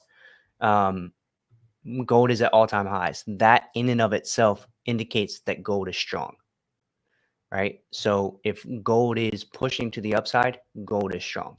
It has strength. Now the question is, do you want to get involved in it where it's at? Me personally, no, I don't. I have no interest in buying when the price is super high. You know, think about this. The way that you can think about some of your trades is like a retail shopper, right? Do you want to let the price of your favorite pair of shoes go to the highest it's ever been before you decide to buy it? No, you're gonna wait until those shoes go on sale. Most of the time, that's what people are gonna do. They're gonna wait for shoes to or something to go on sale. When something's on sale, it's a much more attractive opportunity. So this isn't on sale right now. This is the highest they've ever asked for gold. And I don't know. I'm not going to trade it from here, personally. All right.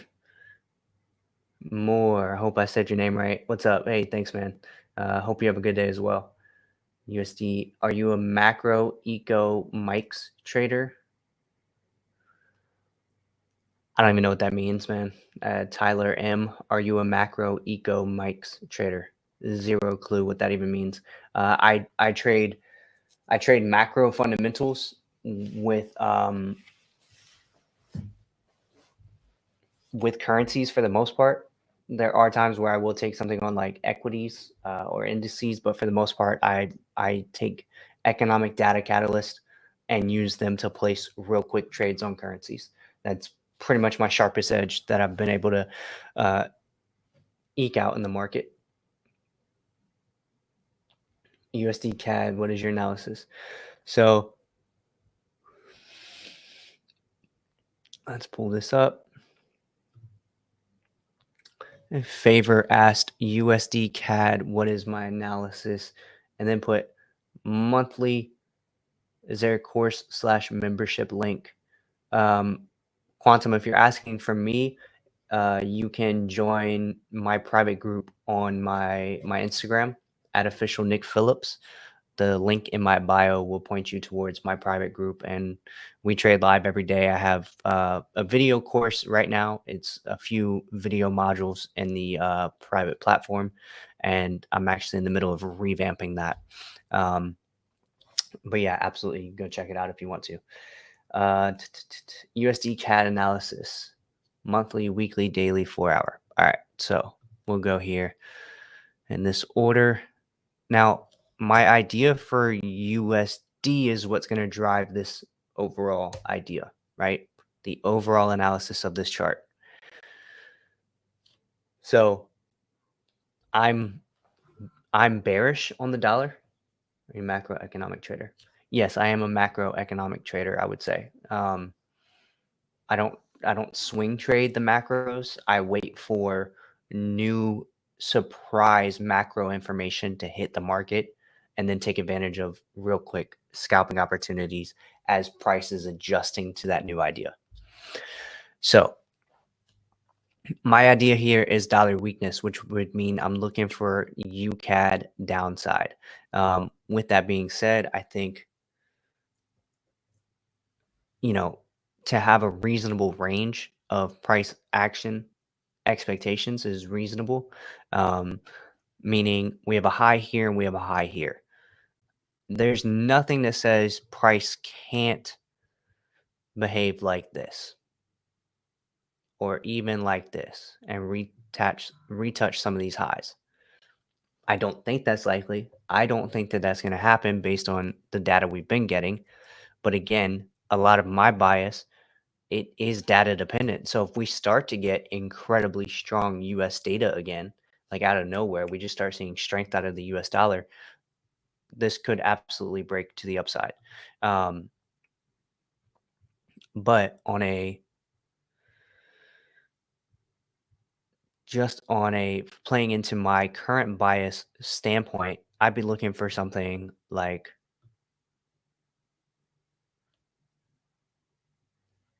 that to continue to happen, right?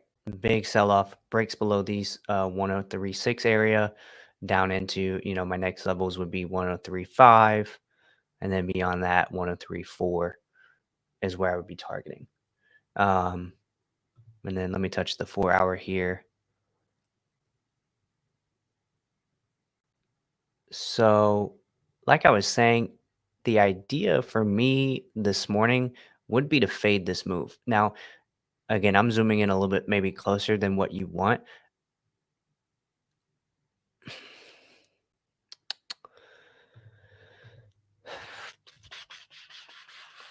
It's tough to say on this because I could see a couple things happening. My ideal situation is this falls from here.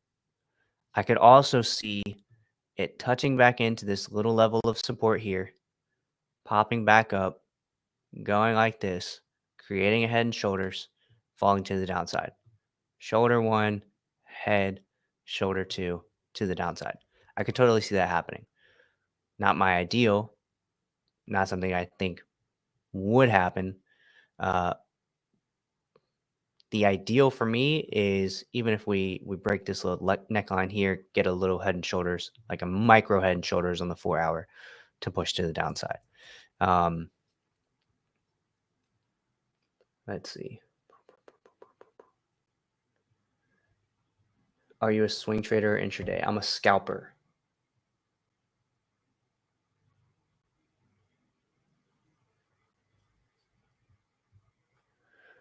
All right, let's see.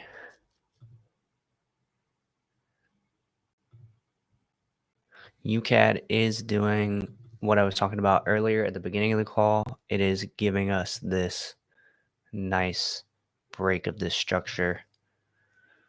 I would love for an opportunity to get in on a sell back up in this area. I might not get it though. It might not come back here. We may just see it drop off from here.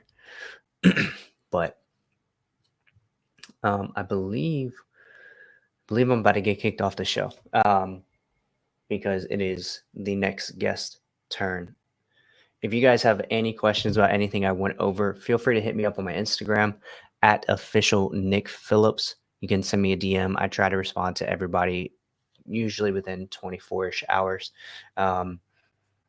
Best questions get the best answers. I try to say this to everybody that asked me a question. This is a great question.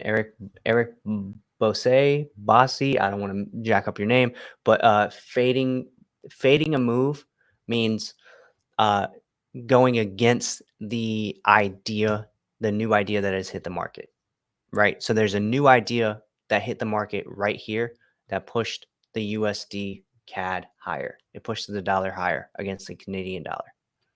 So to fade that idea is to say, yeah, I see the market pricing that in, but I don't think it's enough to really affect. I get that there was an initial idea that maybe this was impactful, but I just don't think so. So I'm gonna trade against that idea. That's fading it.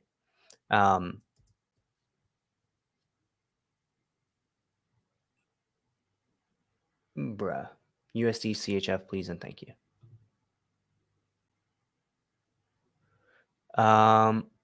So again, most of my USD ideas are going to be the same. I'm looking for dollar weakness. I want to see dollar weakness. This is a perfect area to be looking for that weakness from. Again, it's a fade of that US retail sales move. New idea hit the market. Boom. I don't think it's enough to actually continue in this direction for the dollar, that new data is not enough to give the dollar that much strength, we're going to fade this move, sell the dollar off, even though we have data that is pointing us in the opposite direction. So basically counter trend. Yes. Yeah, essentially it's counter trend, but it doesn't necessarily have to be a trend. It's like, not that this isn't a trend, but it's a brand new idea that makes the market react volatilely in one direction. So you're fading a very directional move. It could be considered counter trend if the idea had hit here and we had established this trend and it hits these levels and you decide, you know what, I want to fade this move from here. Yes, you're fading the trend. You're fading what has just happened in the market. Oh, my bad, bruh. Do you think today's... Yes, my bad. Let's see. Akani, gold. Forgot you asked a question. Let's see here. Do I think today's will close above for the first time ever? Well, I am looking for dollar weakness, so it would track. Yeah, gold closing higher would be in line with my bias.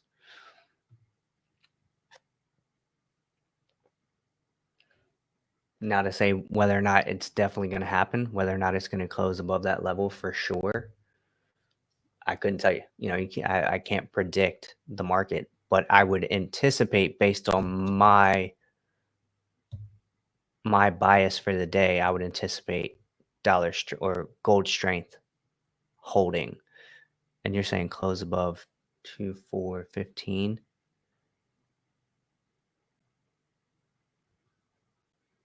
Yeah, I don't know why. I'm already seeing closes above that level, but regardless, let's call it 2426 for me is the highest close that I've had prior to today. Favor, I just went over that about 5 minutes ago, the USD CAD analysis. I don't know if you want to scroll the live back about 5 to 10 minutes ago. I did answer your question then. But yeah, I can totally see this closing above previous all-time highs. Absolutely. All right, guys. Like I said, if you have any more questions, feel free to hit me up on Instagram, and I will get back to you as soon as possible. I think James is going to come on any second and kick me off, but I will continue to answer questions until such time. Let's see. GA.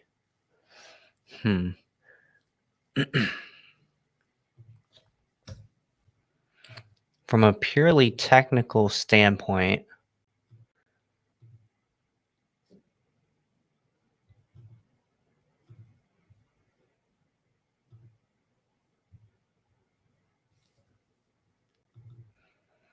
we have a couple important levels here.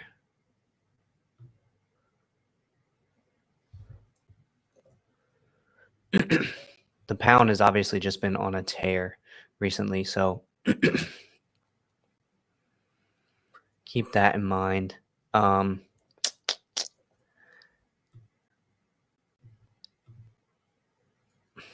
much everything pound, I am not incredibly interested in at this point in the game, simply because the pound has been incredibly bullish without a real easily identifiable reason for me. I have not been able to identify any fundamental reason why the pound has been going so bullish. Maybe somebody here knows and would feel free to share it with me. What's going on, Nick? Hey, Nick. How's it going, man? It's Nick Squared again. Yeah, Nick Squared, back on the A1 Trading Show. Yes, sir.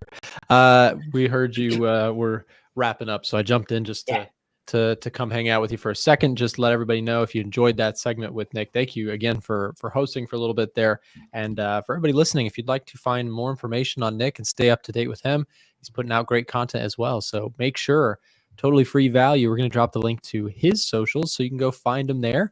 and keep up to date. So Nick, thank you very much for hosting, man, and we'll see you back on the next show. All right, guys, y'all have a good one. All right, man. See ya. See ya. All right, guys, and yeah, we got the whole lineup today, man. We had James come on, we had Nick again, and we've got we've got a good cast here. I'm almost tempted to put out some sort of poll, like which guest do you like the most? I feel like that's a little controversial, but also might be fun. Maybe we could put that together. I don't know.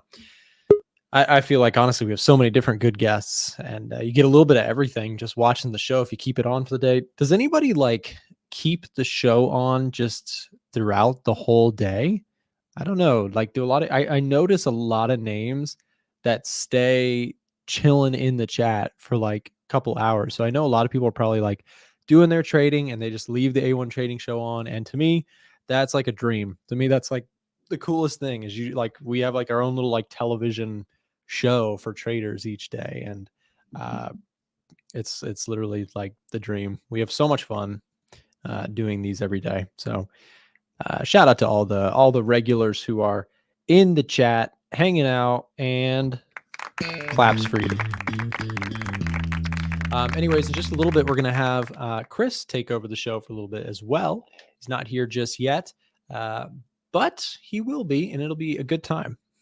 That's me, bro. That's awesome.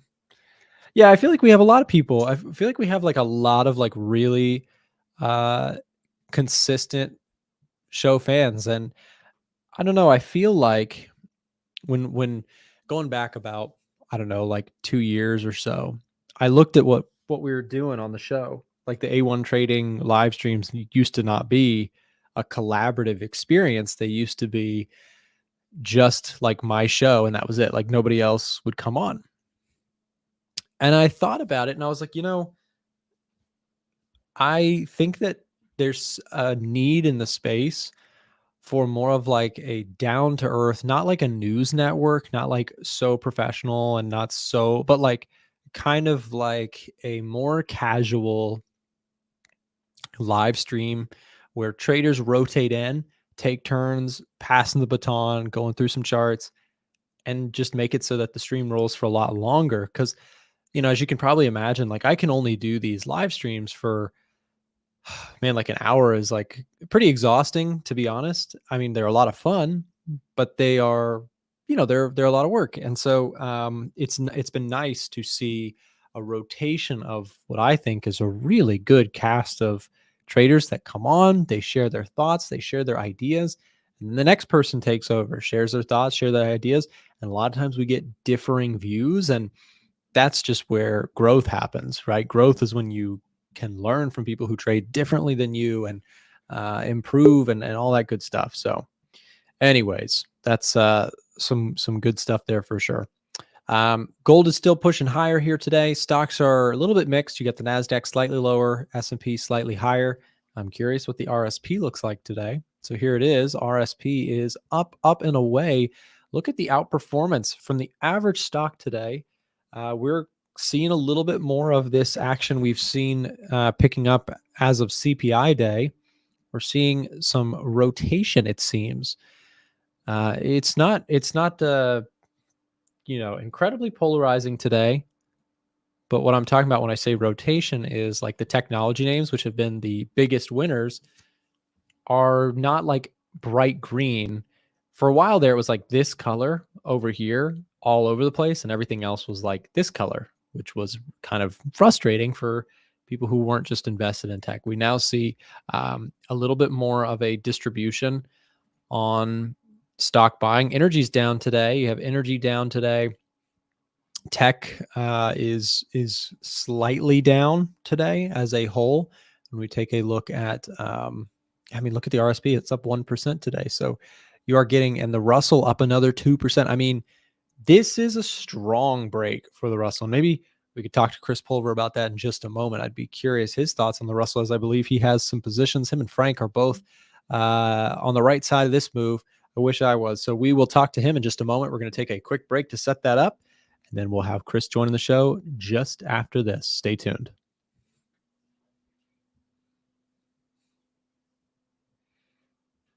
If you're someone watching the show right now outside of the US looking for a better brokerage, listen up. I wanted to take a moment to mention today's live stream supporter, Vantage. Vantage allows traders outside of the United States to trade CFDs. You can trade everything from commodities like gold, you can trade US indices or global indices, and you can even trade FX all under one brokerage, and you can connect to MetaTrader 4 and trade directly on tradingview.com. Not to mention, they also have a really good sign-up bonus going on right now. So we'll drop the link to that down below in the chat as well as in the description of this live stream. Check out Vantage. Now back to the show. All right, and we are back with Chris. What's up, Chris? How's it going, man? Good morning. Look at that Russell ripping. Man, it's I was, thinking about it, what to say as you came on. I was like, is this the new normal? Is the new normal the other guys having a chance at the plate other than just technology? Mainly, you've got the Russell up 2%, the Dow Jones up 1%, breaking to new highs. I mean, it's a different story than what we've had, in recent months. In recent months, it's been NASDAQ only, S&P second place, and Dow Jones like slightly red on the day every day. Like it's been a very different story. So what are your thoughts on all this? You have some Russell positions, right, Chris? I do. Here is a look at the Russell. I might have to restart my platform here, but my Russell is now up. So if you were on the show with us yesterday, my Russell was up around $6,000. Now it's up 20 grand. Wow. This thing is just ripping. Congrats. That's awesome. It's really spectacular. So I'm just going to take a look at an individual account here with some of the Russells. So the add-on trade that I have, a couple things that are doing really well. So I have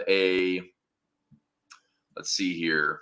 My January 185, I think I'm going to try to do on this one is I've got an August 200 call to the September 215. I think I'm going to look to, I'm going to have to close this down and restart it. I'm getting some glitchy, but anyway, each individual counts up around $3,000 and hopefully more to go. I want to check on one trade. Maybe log out, just come back in, Nick. The 240, the 245. Let me share that chart right here. So IWM. I mean, this is it's not really out of the norm. It's like, look, Tesla did this, Apple did this. I mean, stocks have been doing this, but the fact that we've been waiting, I would say patiently, to see is the small cap going to actually make a rip this year. I just kept watching this as a potential squeeze trade. We had that big rip from Q4. And the reason I was willing to get in and get somewhat aggressive on the timing of this is Q4 of last year, Russell outperformed everything. Okay. Absolutely, yeah. Right now, at the time when this thing's starting to go, it's up 2% versus down versus flat. So, I mean, it's clearly on a mission. You're seeing the Russell and the RSP, Chris. That's the other one I was pointing out just before you joined. The RSP is the equal weighted S&P 500 for those who don't know. And we've got RSP outperformance big time today, 1.10% on the day. Meanwhile, as you mentioned, Chris, SPY, slightly positive, but this is a very new development here recently. The RSP actually leading the charge. And one way I like to break this down, guys, is that if you were to take the 500 stocks that are in the S&P 500 and put equal amounts of money in each one, that is what the RSP does. So the RSP puts equal amounts of money in each stock, whereas the S&P 500, the default way is it actually puts, the heaviest weightings in the biggest companies. So a lot of weight goes into Google, Amazon, Apple, Nvidia, and a lot less. But imagine if you took these same 500 companies and you put the same amount into each one. I know it sounds like a little difference, but it's been a huge one this year where the average company has not been doing particularly well. But the heavyweights, the big ones, have been doing really well. Now we see a rotation, a change in that story has been now the average company is starting to pick up speed, and it's actually outperforming right now the weighted index. So I don't know, Chris, do you think if you had to pick a side on that, do you think that is set to continue? Like RSP and Russell, let's say you could only be long one, you had to be long one for the rest of the year. RSP or SPY? What do you think? RSP or SPY. Actually, can I throw another one in? Look at the IJR. IJR, Yep. small That's cap your, ETF. that's your S&P small cap.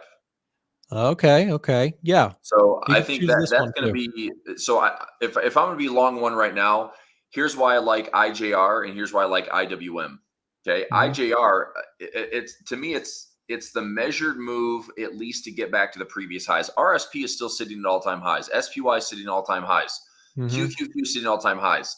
Right now, the catch-up trade that I think is pretty attractive is getting back to these all-time highs. So Yeah. IJR still has, I mean, we've ripped about 7.8% in the last week since this rotation happened on Thursday.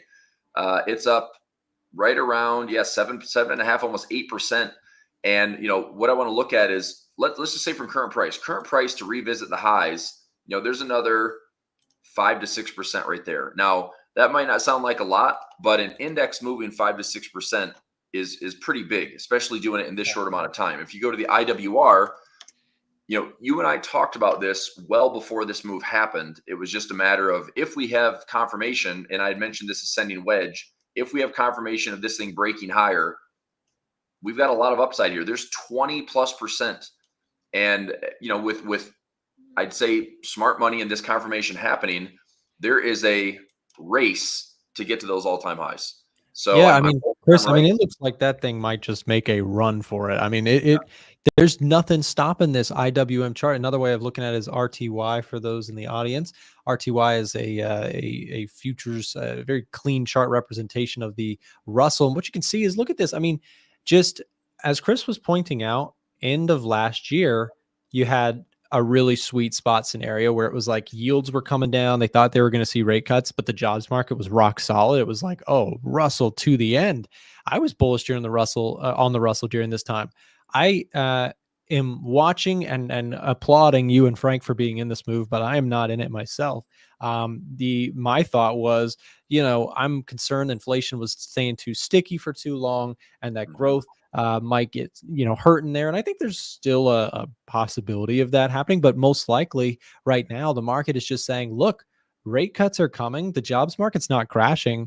There's going to be a growth cycle, and the Russell is back on top. And for me as an onlooker, it's like I'm interested in pullbacks, but I'm also fully aware when this thing makes its moves, it's hard to find pullbacks. Yep. At this point, with this type of velocity we're seeing in the last 3-4 days of trading, a flag might be all you get. Yeah. You might get a bull flag, you might get a pause for a day, but if I'm looking at my breakout point, if this comes back to this level in any way, shape, or form, that's a chance to buy it. But just look, there was very little to do here outside of get long and stay long. I had some debit spreads that were paying pretty nicely. I had some calls that were paying pretty nicely, and I traded it. And again, structurally, it was at support. This is a pretty easy trade to see, like the Q4 rip, and there was good profits there. But look, I was lucky to make some good profits there. I'm fortunate that I didn't get overly bullish going into this year, because had I been overly bullish, this would have beat up a lot of my long positions. So what I did instead is I opted for, staying out of the way, doing some credit spreads, doing some ratio spreads. And then I have some longer plays. I essentially did some leaps on the Russell to say, look, I'll give you the year, get to December, get to January, see if this thing wants to go. And so I had those positions waiting with, the intrinsic value that I paid for, but now we're getting the real kind of burst to the upside. And, probably Yes, the one thing I did right with the Russell is through that whole chopping period that you've got on your chart, like 2023, I was selling puts, selling covered calls. I played that sideways market pretty well. What happened was I sold puts into that September, October sell-off that you've got on your screen there, right? The right side of your circle. Big sell-off starts coming in. I get assigned puts. I've got exposure to the Russell, like you're saying. So I was buying in there. Yep. Thing is, I sold a call too tight and got out of it way too soon. But can't complain. I sold for some premium in there. On my account, I made some nice positive gains just selling premium on the Russell. But I gotta say, I think I think you look back at this time, Chris, in 5 years, and you say, what were we doing? The Russell was so undervalued relative to the S&P 500. I think there's a lot of room for small caps. And I've said that for, my thesis going into the beginning of the year, Chris, was like, Russell is my primary play. And that changed for me too. I think you mentioned, kind of changing thoughts a little bit, changed big time for me. I was like, I don't know. I'm leaning more towards gold because I don't know what's going to happen to the economy now. Right. But I still don't know what's going to happen to the economy. So that's why I'm still got some TLT and gold positioning. Otherwise I would be fully Russell, so I'm a little bit foot in both camps, but yeah, really nice pop for the Russell, and we'll see if it continue. Gold keeps making pushes. We're back up, Chris, to all-time highs for gold. What are your thoughts on this? Well, I look at this from a wave structure. We could be on the cusp of this wave 5 really getting some traction. So if this is wave 1, 2, 3, a lot of times for wave 4, it's typically a pause. If all this is a pause, then this pause is in, and this breaking to fresh all-time highs means we are going to see wave 5. So, I mean, if we're clearing 2450, 2460, I've got this resistance at 2470. I mean, if we're drifting higher and there's nothing really stopping it, I'm still going to be buying gold on pullbacks. Again, wave 1, 2, 3, 4, if that's all it was, is that little sideways movement for the kind of 1, 2, 3 sideways. And we're going to go wave 5. I mean, the hard part is wave 5. I'd say that's my measured move right around 2,800. But the best thing, and typically what you do, is you're long, and you're just trailing stop losses, and you get a lot of extra upside there, as opposed to trying to choke it off too quickly. I feel very lucky in gold that I removed my caps last week. And I mean, I don't know what the urge was outside of, we started to go from these recent lows back up a little bit. I'm like, you know what, if we're going to retest these highs, I don't want my calls to get too tight. I don't want my calls to be kind of underwater. And GLD that I own, I mean, I had calls at 230, 250 and 235. And right now, like, those don't seem like they're threatened. But going out maybe another month, I mean, if my expiration was in August or September, and all of a sudden gold's up to 231 or 232, all of a sudden my calls are now negative. My calls are capping profit. And so I actually I collected about $1 on my credits, and I closed them for about 45 cents. So I took about 50%, over 50% of the profit on my call, got it out of the way. Now I don't have it covered at all. And I don't intend to have it covered right now, because if this is going to run, I want to stay out of the way.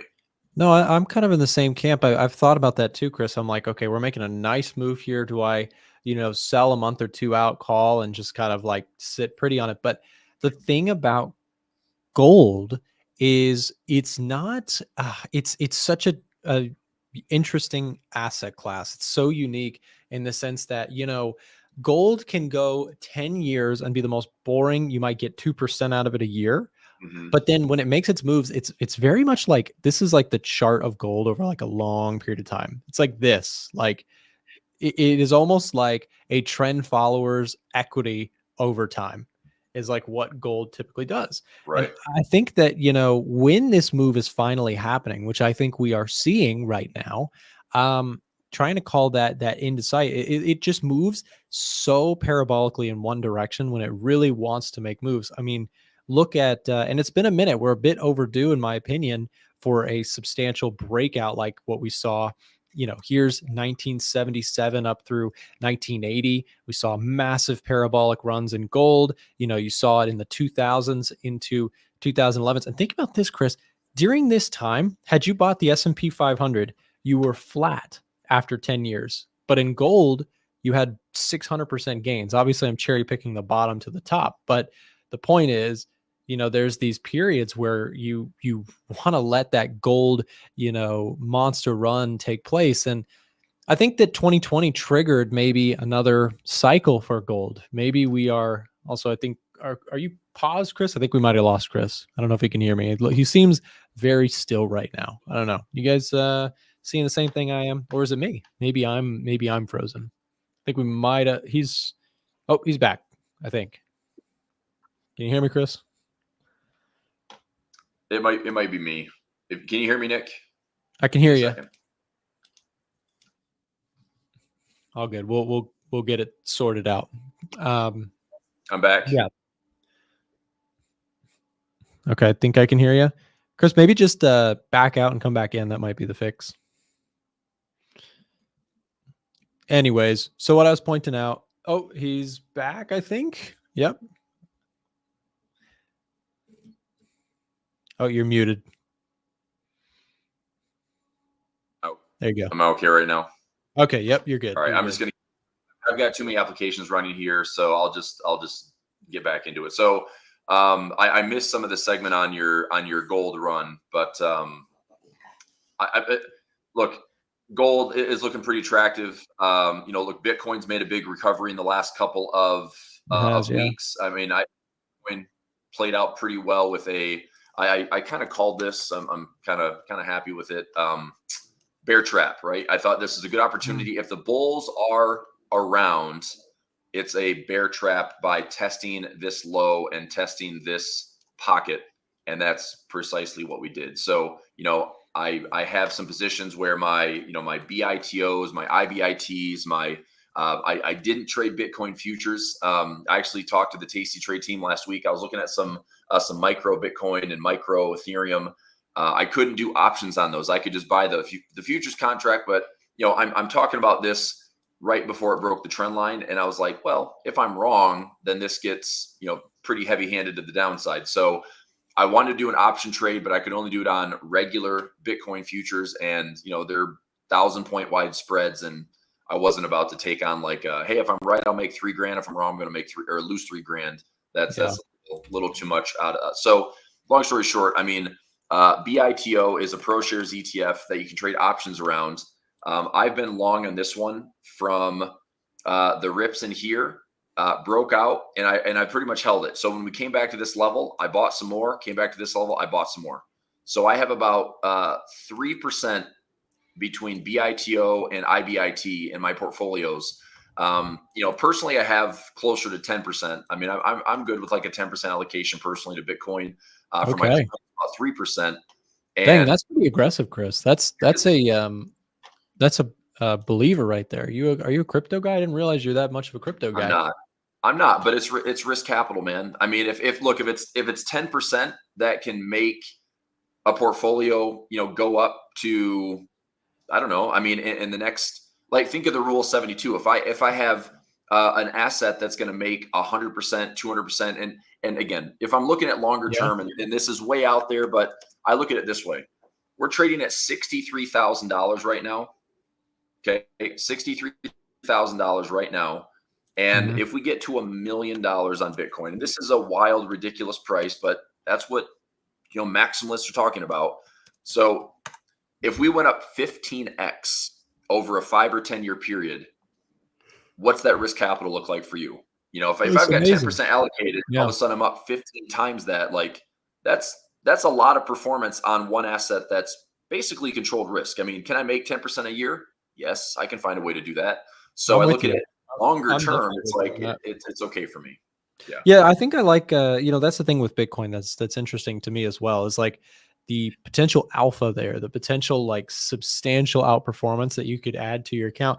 10% is aggressive, but to your point, I mean, how do you outperform? How do you outperform? You find things that have really good skewed risk to reward, right?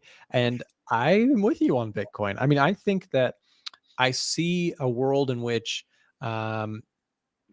more adoptions of Bitcoin become more of a thing, especially now, to be honest, where it's not as much of a anti-dollar thing because of how much regulation has come into the picture. Is it a technology that could be, just used as a very traceable money? Maybe so, so there's without even speculating though, it's just like, it's an asset that has a really strong track record. Clearly people want Bitcoin. They want to buy Bitcoin. And that's almost enough, I feel like, for trading. And to your point, you still, your downside, and you have to be willing to accept. For me, I think, I've mentioned I want to have like a 2 to 3% allocation of my portfolio to Bitcoin. and that's willing to say like that 2 to 3% might go to nothing, but then other areas of my account might do much better. So yeah, no, I think having some allocation to Bitcoin for me personally is also, again, I don't know the future, but I feel like there's a clear track record of Bitcoin being this monster that keeps coming back and keep pushing higher. And so purely off of like, well, look at history, the risk to reward is not bad here. It's not died in the last 10 years that it's been around. So Right. I feel like I've said this a lot of times to Frank, and I have talked about this a lot. Every time Bitcoin goes down and comes back up, and every year that passes that Bitcoin doesn't go to zero, I think it's like spreading its roots further into the forest. It's becoming more rooted in the financial world. So I don't know. I feel like the risk to reward gets better over time. Oh, well, I mean, I've said it's risk capital from day one. I think the one thing that was a little nerve wracking over this recent, let's say month or so, has been this kind of Mount Gox supply, and all of a sudden having like another, I don't know if it was, millions of Bitcoin coming back online or adding to supply, and that's why the price was dropping. But right now, I do think this little rally, it shows a couple of things. I think it shows that the bulls are still around. I think it shows that, technicals matter. And the next phase of this trade is, if this is, pretty strong support. Like I said, a bit of a bear trap and fake out trade. But if this bear trap all of a sudden produces some type of bull flag pattern and we're back up towards 74K, I think what's going to be potentially exciting. And I talked about this in my earlier session this morning. Nick, think about how much more clear the market can see right now, right? The market can see that Fed rates are coming more than likely, like very likely, okay? And the market can see who the president's going to be more than likely. So all that gray that we had a couple months ago, all this murkiness and uncertainty, I think the market has that song playing in the background, like, I can see clearly now. Yeah, no, you're so right, Chris. So, and just to add to that about the presidential election thing for everybody in the audience, Chris is not even stating his, like, there's none for the market to just say whether it was going to be Trump or whether it was going to be Biden. I mean, still there is some uncertainty, but having a more clear picture of who it likely is gives the market the uncertainty. All you have to know is markets hate uncertainty. They hate not knowing. When the pandemic broke out, it was like, how long is this, recession, or how long is the market going to be shut down? How long are business going to be shut down? People hate uncertainty in the markets. But even if you know it's going to be Trump or it's going to be Biden, if you get just a solid knowing, I think the market rallies on either one. Not just because it's Trump, not just because it's Biden, but because now we don't have to guess and try and like fumble around with what are we going to do in which case. Like, you now have the cat out of the bag. So yeah, very good point, Chris, but didn't mean to interrupt you. I just wanted to add to that because that's such a good point. No, I think that makes a big difference because, and partly too, it's like, it's interesting how we've been making, and I want to say we've made 7 all-time highs in 7 trading days, by the way, which is insane. Yeah. The type of volatility that we're seeing this year thus far has stacked up to be roughly what we saw back in 2017. The exception being 2017 didn't have a single losing month. This month, or this year, April was the only pullback month we've seen. Yep. Look, I still think the cycle's a bit long in the tooth. I think the large cap might underperform small cap because if money's going to go towards undervalued, it's small cap. And I don't know if it's necessarily value. I mean, one of the best things might be small cap growth right now. Let me see if we can find that here. IWF, I think. Small cap growth. I think it's IWF. Well, that's Russell, but there's isn't there an S&P? Okay, yeah. Let me see. It doesn't matter, but IWF is Russell growth top one. Yeah, that's fine. So IWF. I mean, the daily time frame doesn't look the same as IWM. But IWF has already blown the tops off. So I guess I'm looking, is there an S&P small cap value? Let me see if this is. So Sly V. I feel like Frank is in this. Frank has Sly G. Sly G. Yeah. You sound dirty, man. Some Sly G. He loves saying the name. He's like, take a look at Sly G. Dude, Sly V is up, and Sly G might be in too. Be sliding in everyone's DMs here in a little bit. Small cap growth ETF. Yeah. So if we go from here to the highs, I mean, another 7 to 8%. Let me just go back to the IWM. Man, it's like it's a beautiful thing to see this thing ripping. I mean, that's crazy, dude. I'm up another like $12,000-13,000 since yesterday just just by participating in this move that was pretty safe and out of the way, and it was just kind of hanging steady. It's like, well, ratio spreads, credit spreads out of the money. Those are all looking to pay really well, and then getting a bit more aggressive on this confirmation. I mean, we're sitting, and this is where I think the potential catch up is happening. 11% from current price to get to the all-time highs in the IWM. That's a pretty good catch-up trade for an index. And Yeah, could it blow through that? Maybe. One thing I wanted to bring up, the actual like PE, the price to earnings ratio for the S&P. We're at some levels where it's getting a little frothy out there in the S&P. I mean, we're trading around 25.8, and I just want to throw a couple of numbers out there. So last time we had, the big peaks in the PE ratio for the S&P, as you can imagine, 2020, we're up to 30.7. Crash happened with COVID. I don't think COVID was really the reason. I think it was just the uncertainty around it. And all of a sudden it just took the market by storm. But obviously we bought our way out of that. But 25.8 is where we're at right now. Okay. 26.7 was 2008. That's right up there. We're really close to that.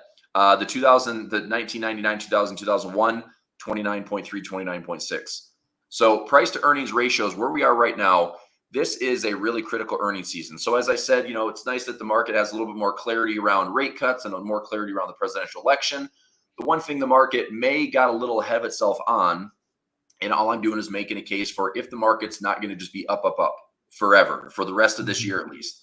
If we have a pullback coming, it's because the market may, over the next month, disappoint with earnings. That's the only thing, Chris. Really lofty, and if we don't like the bears, the case for bearishness on the macro right now is just hard. Like you got rate cuts, you got a labor market that's still strong but cooling off. You got a consumer you could point to weakness in the consumer. That's a good macro point.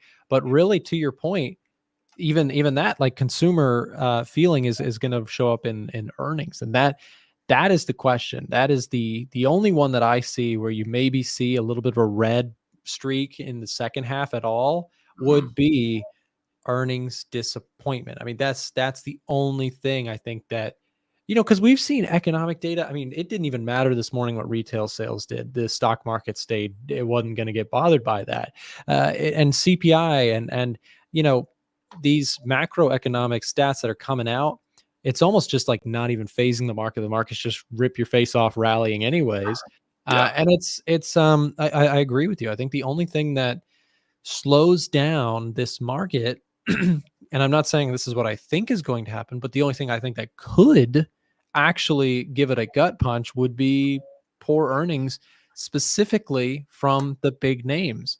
The market, I think the index level, I mean, if you get Microsoft, Apple, NVIDIA, if they all just have another knock it out of the park earnings cycle, I think the whole market just keeps going anyways. But if those start showing signs of weakness, the index level, obviously the weightings in it, that's going to be the tough one. So we'll see. We're getting closer to that, Chris. Yeah, so I'll be pretty protective. Like this rip on the Russell is fantastic, and it's adding up very quickly, and it's kind of compounding from some of the positions I built over this year. But I'm still very aware of those highs. If the Russell hits highs and all-time highs, and all of a sudden we're seeing that the SPY is not going higher, the Q's not going higher, I think it's a good time to still be protecting profits and position accordingly. It's like I think right now I'd be happy moving forward with. Okay, get a good, nice catch-up trade on the Russell. It maybe helps me generate 3, 4, 5% for the portfolio. And, the broad market still remains like the same. We're up, 17, 18% for the year. Looking back historically, it's like this is the best start to any election year that we've had in history. This is the top 12 performance of the S&P all time. The only, in the last, let's say 20 to 30 years, the only year that's been better than this was 2019. 2019 did stay positive. I think it was up 19% to this point of the year and ended up going up to around 28%. So I wouldn't be surprised if the markets are capable of, the S&P at 22 to 25%, maybe higher, but that would be a stretch. I mean, it takes a lot for the S&P to go 30%. The NASDAQ can stretch 30, 35, 40%, but the S&P get up 30% for years. It's pretty tough. So anyway, I'm staring at NVIDIA here. I still have a play on NVIDIA that is out to the end of this month. It's out to August 2nd. It's a credit play, right? Like you're making money if it doesn't go down, but nope, it's a debit play. Okay. I decided to do some vol. So I've got some ratio spreads for credits down here. And I've got some bull put spreads for trades. I've got broken wing butterflies. I got lots of credit trades down here for profit. But it's a debit play, which is a 126. And I'm looking to either see if price will retest highs or start to break lows.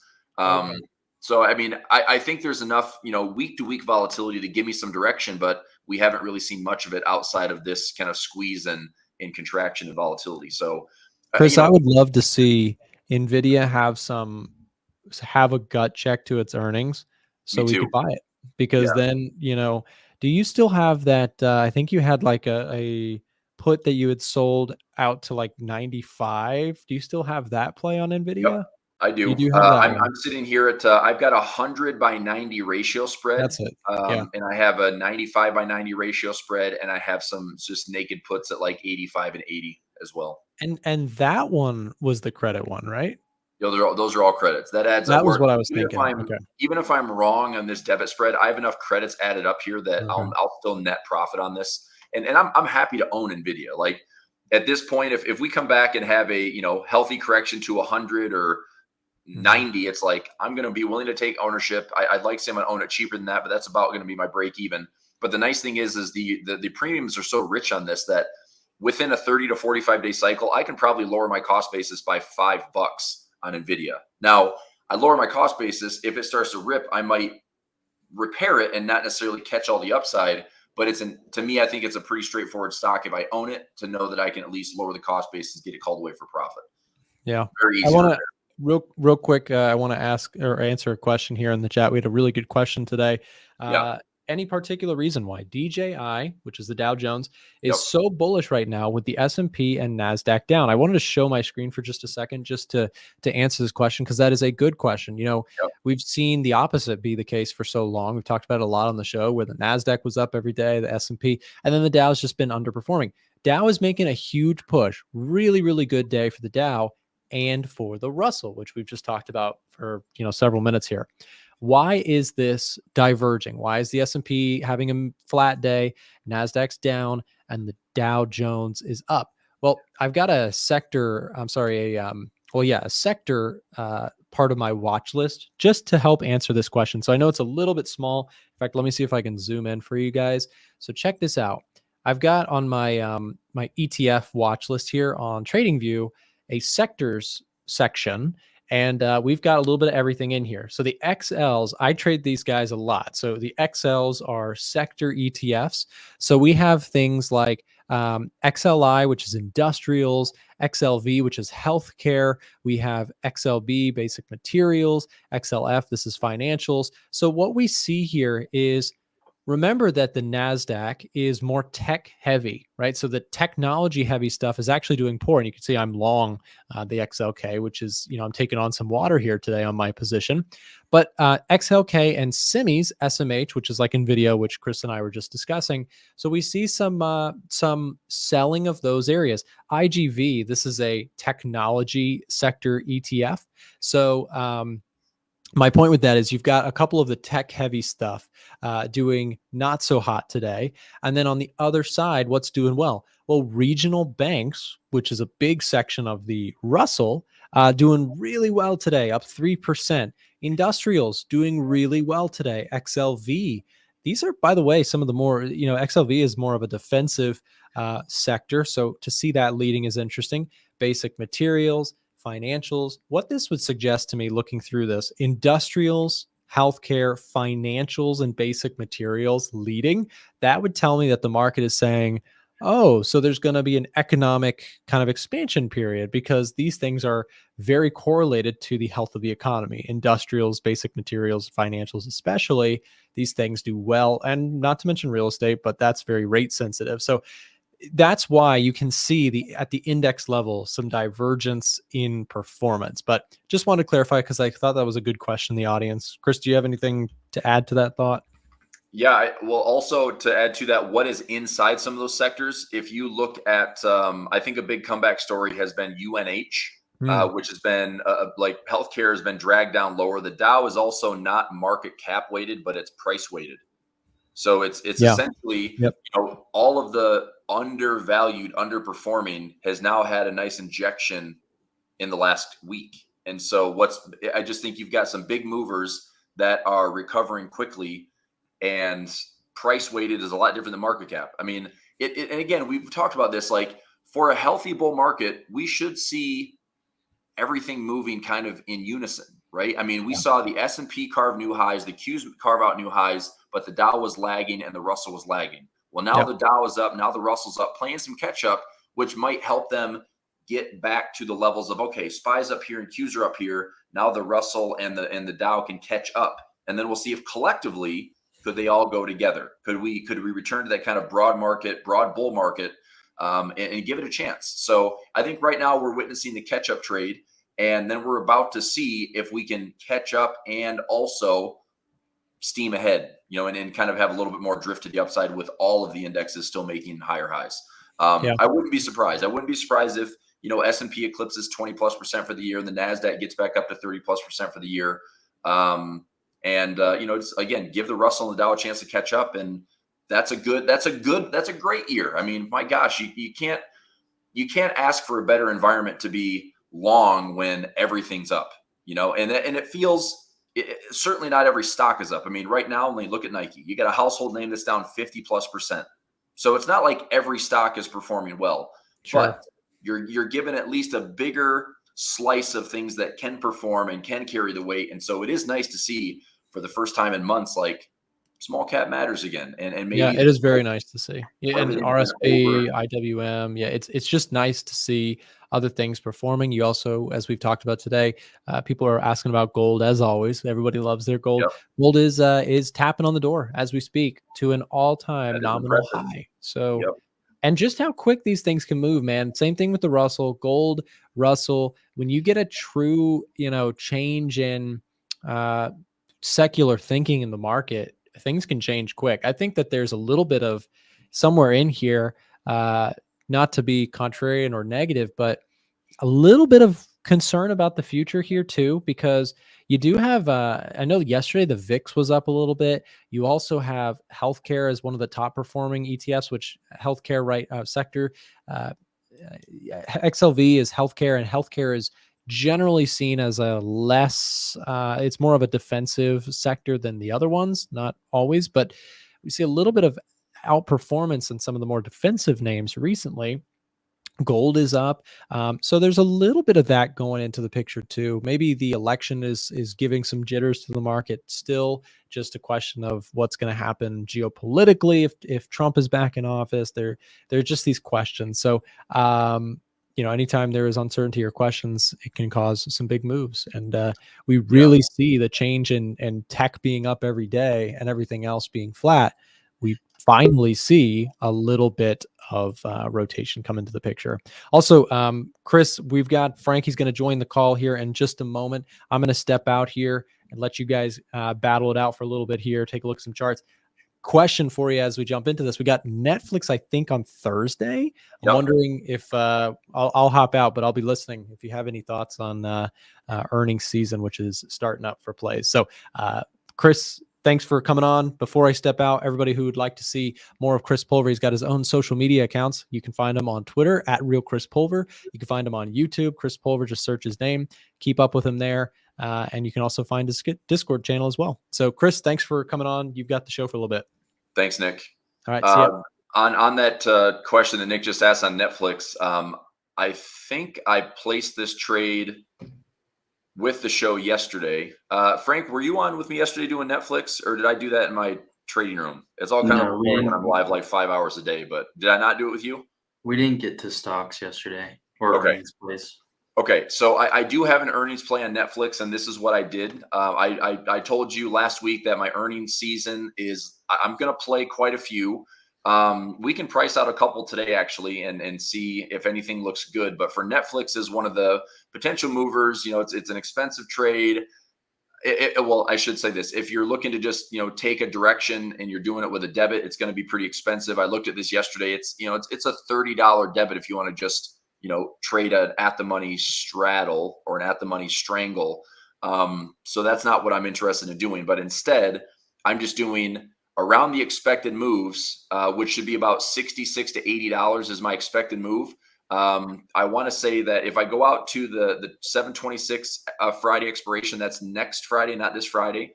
Earnings comes out Thursday after market for Netflix this week. So if I go to earnings this week on Netflix, it's after market Thursday the 18th. So if I want to go to this Friday's expiration, that means I only have 1 day to manage it. Frank, is it your birthday? Yeah, it is. Happy, dude. That's awesome. Happy No, birthday, don't man. sing, don't sing. Nothing. All right. That'd be two times I'd be singing today if I busted that out. So, dude, happy birthday, man. Thanks. All Is right. it? Oh yeah, I heard you singing a little bit earlier on. I didn't know you had so much soul in your voice. Dude, I just wake up with soul every day. I usually just, sing in the shower like, nobody's listening. But today I felt like it's time to let the cat out of the bag. I really aspire to be on American Idol. I'm kidding. You should try. All right. Netflix. So the expected move calculated out, I think I like going through this with you. We've done this a lot on the show. I'm going to go into my software here for Option Slam, and I'll price this out with you. So we did Netflix yesterday. I put in the trade. It's credit spreads, and they're in the monies. And so I did this pretty conservatively. If you look at earnings on, that's a sweet visual. If we look at the last 10 earnings reports, you can see, 10, 18, 18, 20, 17, those are some big blowout expectations. But then we kind of went back to more realistic, like 9, 9.4, 9.9. So I calculated Netflix with the average is 1288. I did a 10% and I did like an 11 and 12. So 10%, 11 and 12%. And I want to see what those moves roughly were. So we're trading at 655. A 10% move in Netflix would be a $65 move. Okay. That's roughly what the Ivy rank was and the IVX was, and Tasty's platform was about a $60 move. It actually was slightly richer. It was like $70, and I calculated like 66. So on the conservative side, I would say $66 would be expected. On the blowing out expectations moves, better, for good or for good or bad, $82 would be. I mean, if we moved $100+ in Netflix, that would be fantastic.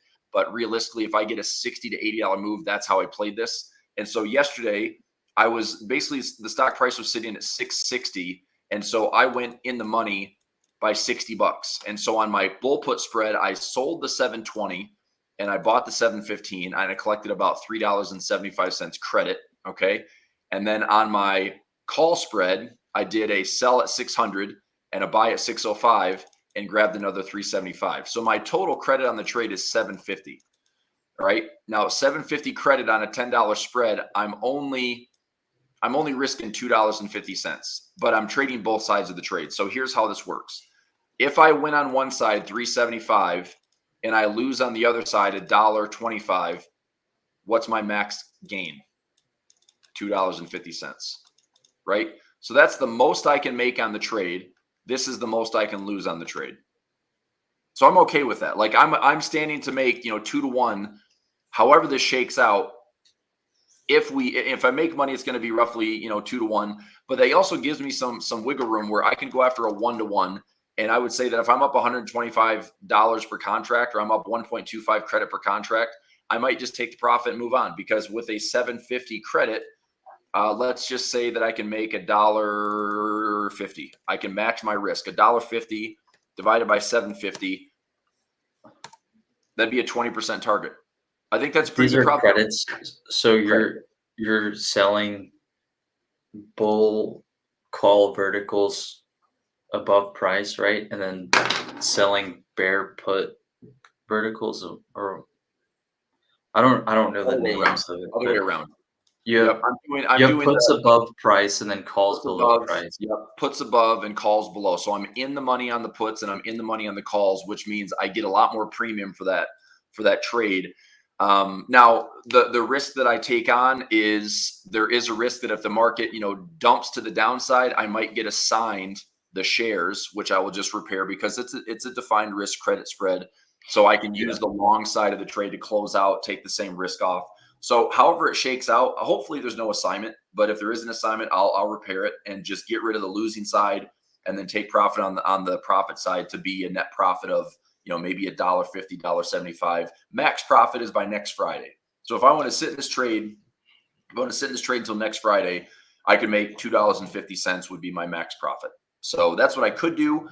I'm just taking, I'm just taking, simple credit spread. Let's maybe look at a couple other ones today.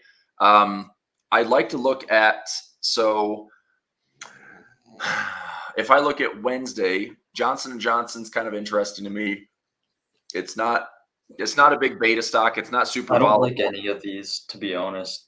Okay. I don't like banks.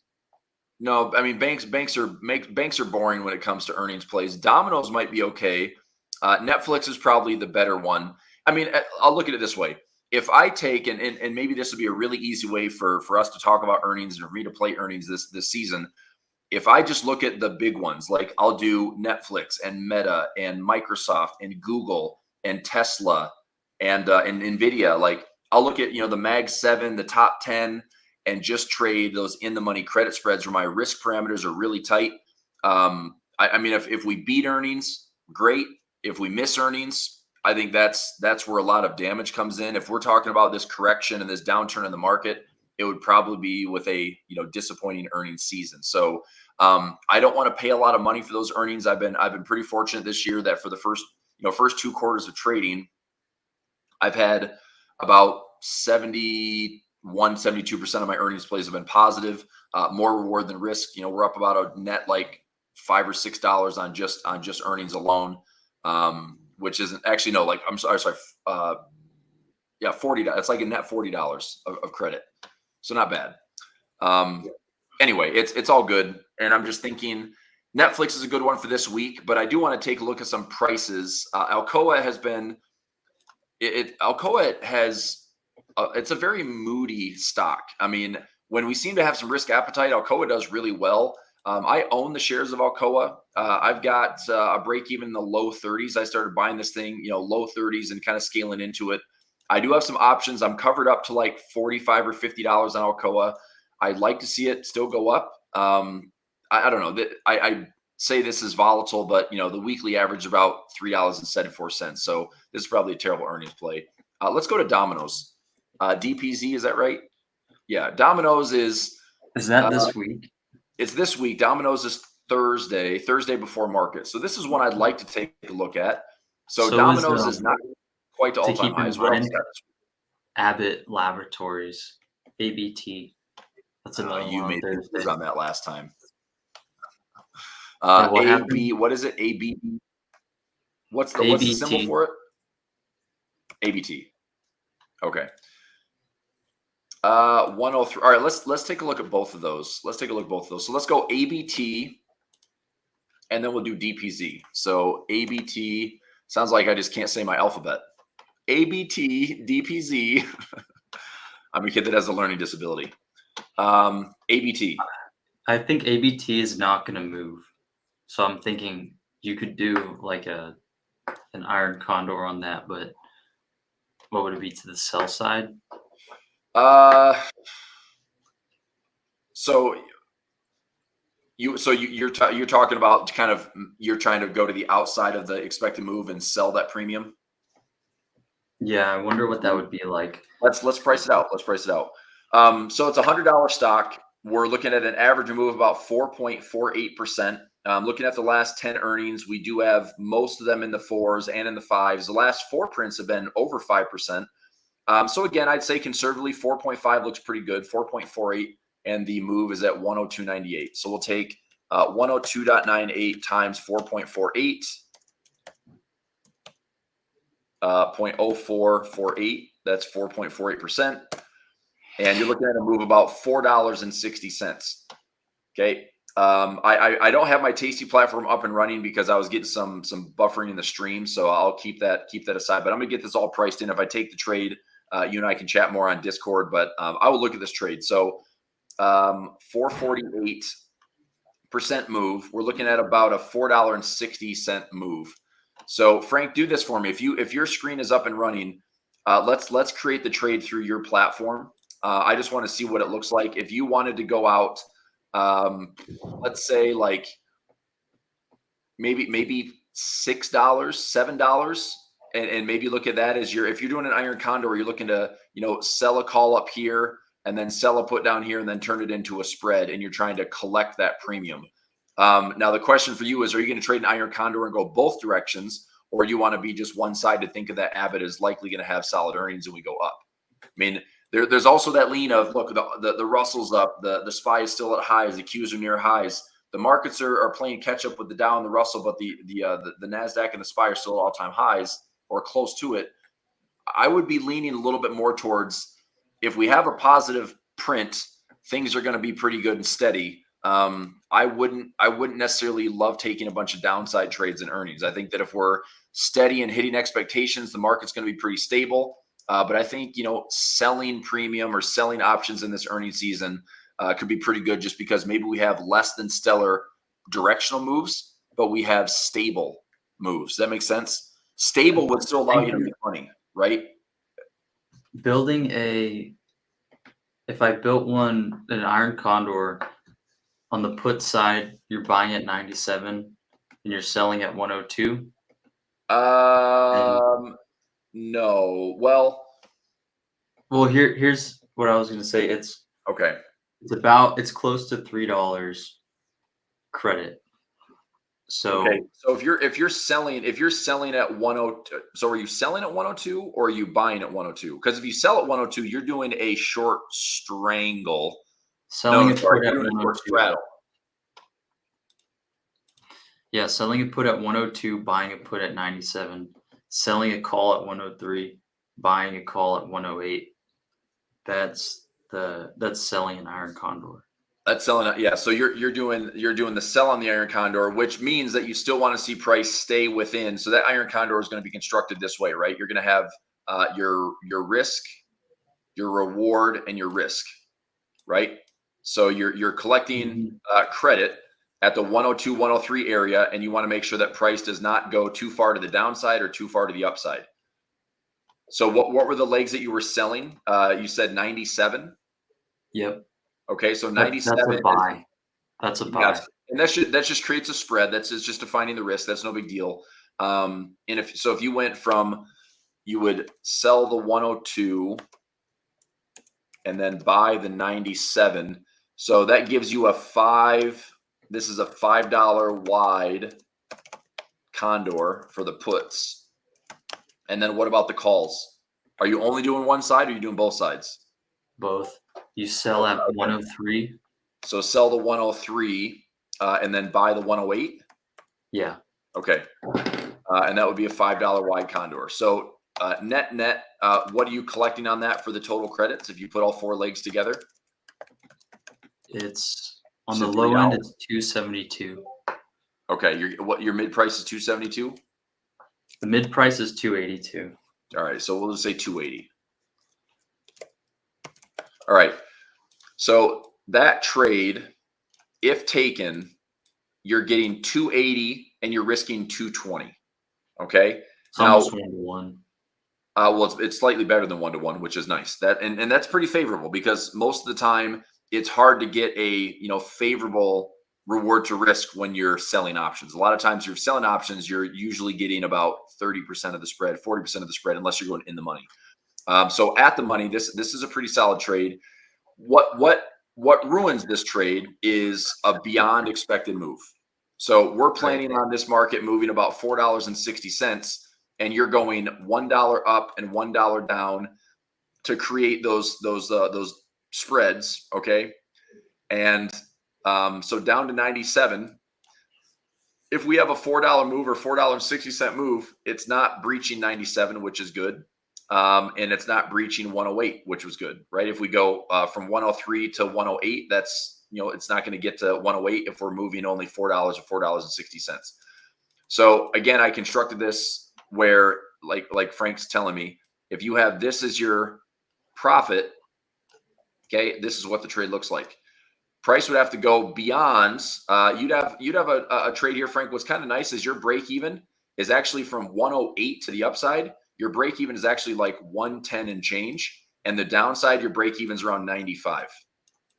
So you have from 110 to 95. If price stays within that window, you have the ability to at least make a break even trade or make some money on the trade. So ideally, you want it to stay below 108 or below 108 or above 97. That's where you're going to collect your full 280. And for the safety of this trade too, if you take this position, and what expiration were you looking at? Was this out to the 26th?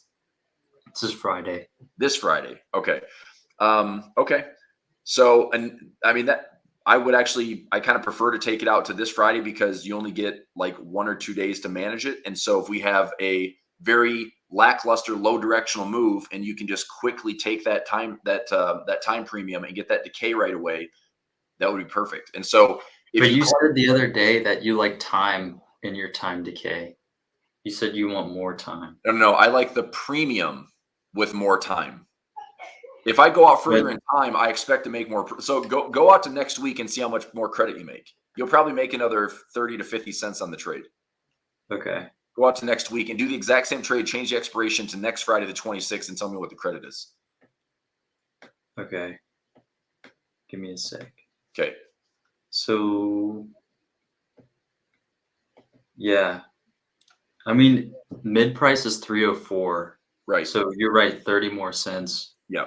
But I don't know if it's. But I don't. In that case, the 30 cents to me isn't worth it when you can have such a quick decay this week. So I mean, if I'm taking this trade, I like your approach of this Friday. I think that's a better trade. Cool. Yeah. So I think What this about is a good trade. what were you gonna do? Dominoes? Dominoes, DPZ. Yeah. Take a look at that one. You're hoping for like a wider than expected move. Well, it depends. I mean, Domino's is a what? I mean, DPZ is a $480 stock or something like that. We're at 488. So the expected move for the week is about $24.80. The average daily trading range is 12.24. I want to see it. Is Domino earnings? Is it big? Yeah. I mean, we've got 8, we've got 10, we got 6, we got 8, we got 9, we got 8, we got 9, we got 7, we got 6. The average is 6.64. I would say that's a pretty conservative average of Domino's. And so let's go 6.5. Okay, so I'll take a 0.065 times the price, which is 488.09. So I'm looking at about a $31 move on Domino's, and the average weekly move is around $24.80. So again, conservatively about $31 expected move. Okay, $31 expected move. What's the beta on Domino's? Beta is 0.92, so it's it's not greater than 1.0, but we're going to get a decent amount of volatility, probably close to expectations. So again, Domino's is a bit expensive. Here's probably what I would end up trading. Frank, if you do, so current price is around 488. Let's just call it 490. Can you price this in for me on your options platform just to see what it is? Yeah. If you were to sell a 520 put for next Friday? For next Friday, yes. So go out to the 26th, okay? And then so 7/26 expiration, sell the 520 put. And what's the closest strike to that? Is it 517.50 or is it 515? The closest strike? Yeah, so if I sell the 520 put, what's the one strike away from that to buy? So if I'm going to create a spread. 515. 515. Okay, so I would buy the 515. Okay, so you're going to do an out of the money. In the money bull put spread. Spread. In the money put. Okay, so that is 425 mid price credit. Beautiful. Yeah, so if you're doing 10 contracts, that's $100 risk and $4,900 reward. That's not necessarily true. You'd have 75 cents risk. You'd have, like, if you did 10 contracts, you're taking on $750 risk, but you're making over $4,000 if you're right. Oh, hold on. When I put in the mid price, it's 42.50 max profit. Max risk was 750. Yeah. So, okay. So maybe, and that might be tough to get filled at 425. That's probably beyond the expected move. So do one more for me. Move the sell put down to 515 and then move the buy put down to 510. Is that still trading around like 350 or 375? The spreads are super wide. Mid price is 315, but the ask is 720 and the bid is negative 90 cents. Okay. Those are crazy wide. So here's why I would do that. If we did an expected move of around $31, this allows the $31 move. If we're at 490, we go up $30. This allows this trade to be in the money and actually have price go high enough where price is trading at 520 and it's greater than my strike prices, which allows me to actually take here's what I was going to say. If this could be instead of, we're not going to get $4 on it most likely, but if we could get maybe 350 to 375, if I can get that for the credit, I would say that trade is worth the risk, because if we go to the expected move and we're basically we're putting the trade in the money. If price goes beyond our strikes, we're now out of the money, which allows us to have our options finish out of the money, which is how we get paid on the trade. So if I could collect 350 to 375 on this, it'd be a bull put spread 515 by 510. Now to the flip side of that, we would go $30 lower. So from 490, look at selling. This would be a sell the 460 call and then buy the 465 call. Are those the correct strikes? So the 460 call. Yep. And then 465. Yep. And then buy the 465 and see if that's trading for. So if you do all four legs together, we should see this trading for like $7 and change. I would try to get like $7 or $7.50. Yeah. Very similar to what I did on that price. If you get the mid price on this, it's 350. So it would be around 7 if you took the other one as well. Okay. So if you could get filled for $7, here's how the trade would work.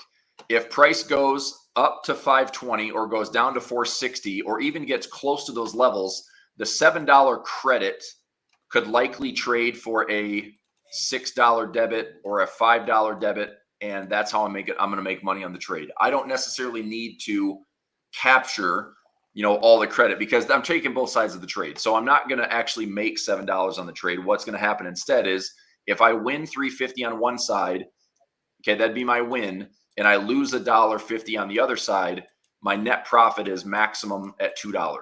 So $2 is my max profit per contract. So that means that of my 750, my max profit is going to be a 550 debit, right? And again, if some of you out there are watching this, you're like, what are you talking about? This option stuff is so confusing. It's really just addition and subtraction, okay? If I've got a 750 credit and I close that for a 550 debit, I still make my $2 profit, okay? But that is my maximum. If I want to get out of this trade with a higher probability and not have to wait until the 26th expiration, I could say that if I max out at $2, but I can show this making $1, or I can show this making $1.25, or I can show this making $1.50, to me, that's good enough, and I would just get out of the trade. So if Domino's does what it's expected to do, get to 520, get to 460, one of these trades shows profit, you take your 750 credit, close it out for 650 debit or $6 debit, take the profit, move on. And that's it. Okay. So I like Domino's in that respect, and that's probably what I'm going to do for most of these option trades for this season, which is going to be if the expected move is up there. And one more thing we want to look at here is how often do we hit like 6% or 6.5% Domino's?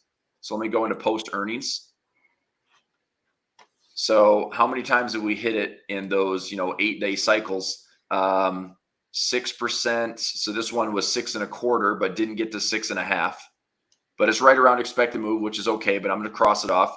This one gets there on the jump. This one does not get there. This one does not get there. This one does get there. This one gets there. This one gets there. This one gets there, and this one gets there. So out of 10 earnings, you have 6. So you have 6 expected moves, and you've got 4 no's. So to me, that's a good enough probability that Domino's likes to deliver, pun intended, I guess. It likes to deliver at least unexpected earnings, which makes it pretty reliable for a way to craft this trade. So I think it's a good play on earnings for, again, not super expensive, pretty cost effective. You're lining up a favorable, reward to risk, and in this case, time is actually on your side out for the next week. Let me know how it goes, because I will probably not participate. I can't run the risk of getting assigned without, unless I just don't want to trade for like 3 days or something. But you said you also don't want to trade for 3 days? No, I mean, it'll restrict me for like 3 days for them to clear the margin call. Yep, I see what you're saying. Okay, that's fair. All right, let's take a look at one more. So Domino's, Abbott, I did Netflix, Halliburton, Schlumberger. I'm curious on those. I don't think there's any other big ones. Let me check DHI. Home builders. Whew. This thing has moved so much prior to earnings that I don't think I want to touch this one. Wow, that's a crazy trade right there, man. Are home builders like doing this all over the place? Wow. I don't even know what that is. Well, DHI is a home builder. I mean, this is like Pulte, Lennar, Toll Brothers. This is like a manufacturer grade home builder. I mean, the stock has ripped 17% in the last like 4 trading days. So let me see something. It's already moved so much. I'm looking at American Express. These are ridiculous, dude. Like Pulte Homes is up 17, 20. This is insane. Like I didn't even know these stocks were moving. I mean, these are 17, 18% moves since last week. Either I guess I know why. Later. Why? Probably because you're cutting rates, and it's going to help home builders because more people possibly buying the supply that's on the market. I guess. Man, this is, look, 25 basis points out of a 30-year mortgage is not that big of a bonus. It just means it's the sign of things to come. But that is a crazy aggressive rip right out of the gates. Like, so I'm assuming that Lennar is doing the same thing. Lennar. Look at AXP. All of them. Yeah, that's crazy. All right, AXP, American Express. Yeah. Okay. This has so last earnings was about a 10% move. All right, let's take a look. Earnings before that was about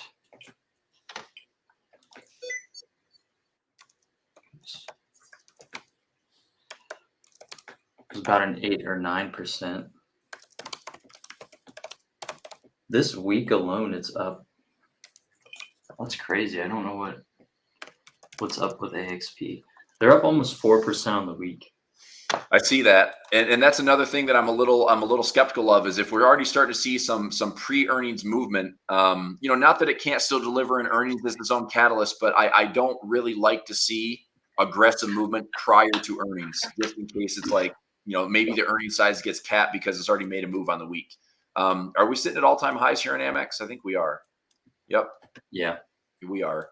All right, let's just take it for what it is. Let's price it out. So AXP, we're looking at about a 6.5% move. It's pretty consistent, right around that 6 to 6.5% is pretty safe.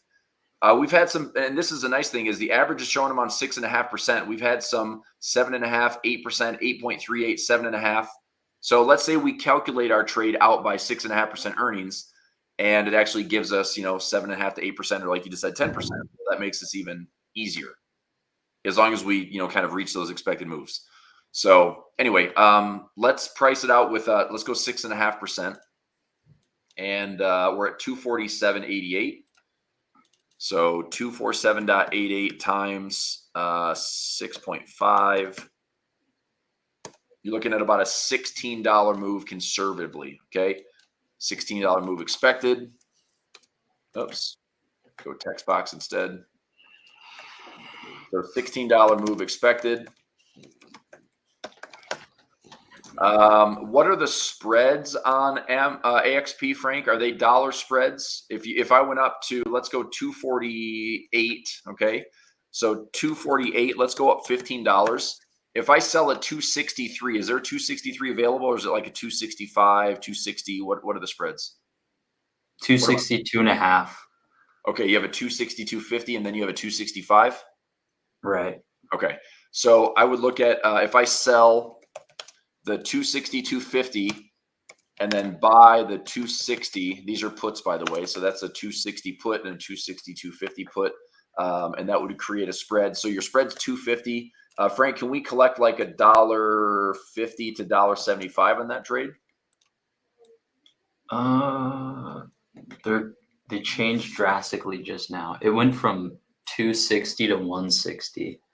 Okay, that's about right. I mean, you're not going to get, look, if you got a 250 spread, you're never taking more than 250. So I'm looking at this as anytime I'm selling in the money options, I would love to get 70% of the premium or better. So that's usually my ballpark. If I get, that's a good one though. 168 is the mid price. Yeah, so 175 would be 75% of the move, or I'm sorry, 70% of the move would be a $1.75 credit. So if I would accept probably $1.65, $1.70. It's a little bit less than what I want, but ideally I'd like 175. You probably wouldn't get it though, because the bid is 25 cents, and then it goes up to 3. It's wide again. Yeah, it's super wide. So this is how I create the trade. I put in $1.75. If it gets filled, awesome. If it doesn't, I'd probably try to get filled at 170. If it doesn't, I wouldn't take the trade. That's all. Hold on. Let me look at, you go 257.50 and 260. Actually, let me see this. So you go closer to price, and let's see, we're selling puts. Yep, you're gonna sell the farthest price out. So if whatever your higher price is, that's the one you're selling, and then the one that's closer to actual price, you're gonna buy that one. This one's better. The spread is 145 bid, 178 is mid price. So this is for next Friday. If you do 255 and 257.50, that's Okay. closer to the money, and it's more credit somehow. So you're telling me that if you sell the 257.50 and you buy the 255, that you can get $1.70 on that? $1.78. Okay. Oh, just change the $1.42. Okay, that's not surprising. Okay, so I probably would have to go to like a 260 by 257.50 or 262 by 260. Again, you gotta play around with it. There, in the money like that, you might have to, you might be dealing with some lower like open interest levels. But again, if I'm looking at it this way, if I can't get filled for around 70% of the credit on the width of the spread, I'm not going to take the trade. So I don't settle for like, I'll go 50-50. No, that's not good enough. If I'm going in the money, I'm taking on a little bit more risk where the price doesn't necessarily go to the expected move. But the nice thing is my reward to risk is favorable. I can win one side, lose one side, make net profit. And that way, the hardest thing in earnings is to pick a direction, because every time you pick directions, I mean, it seems like, if all I did was buy NVIDIA, I'd make a bunch of money. Well, it's not necessarily the case. I mean, at some point, like, I don't know, I like to trade options both ways where I can carve out profits either direction. Nick, what's up, dude? What's up, guys? Can we just take a second to hold on? Let me share my screen.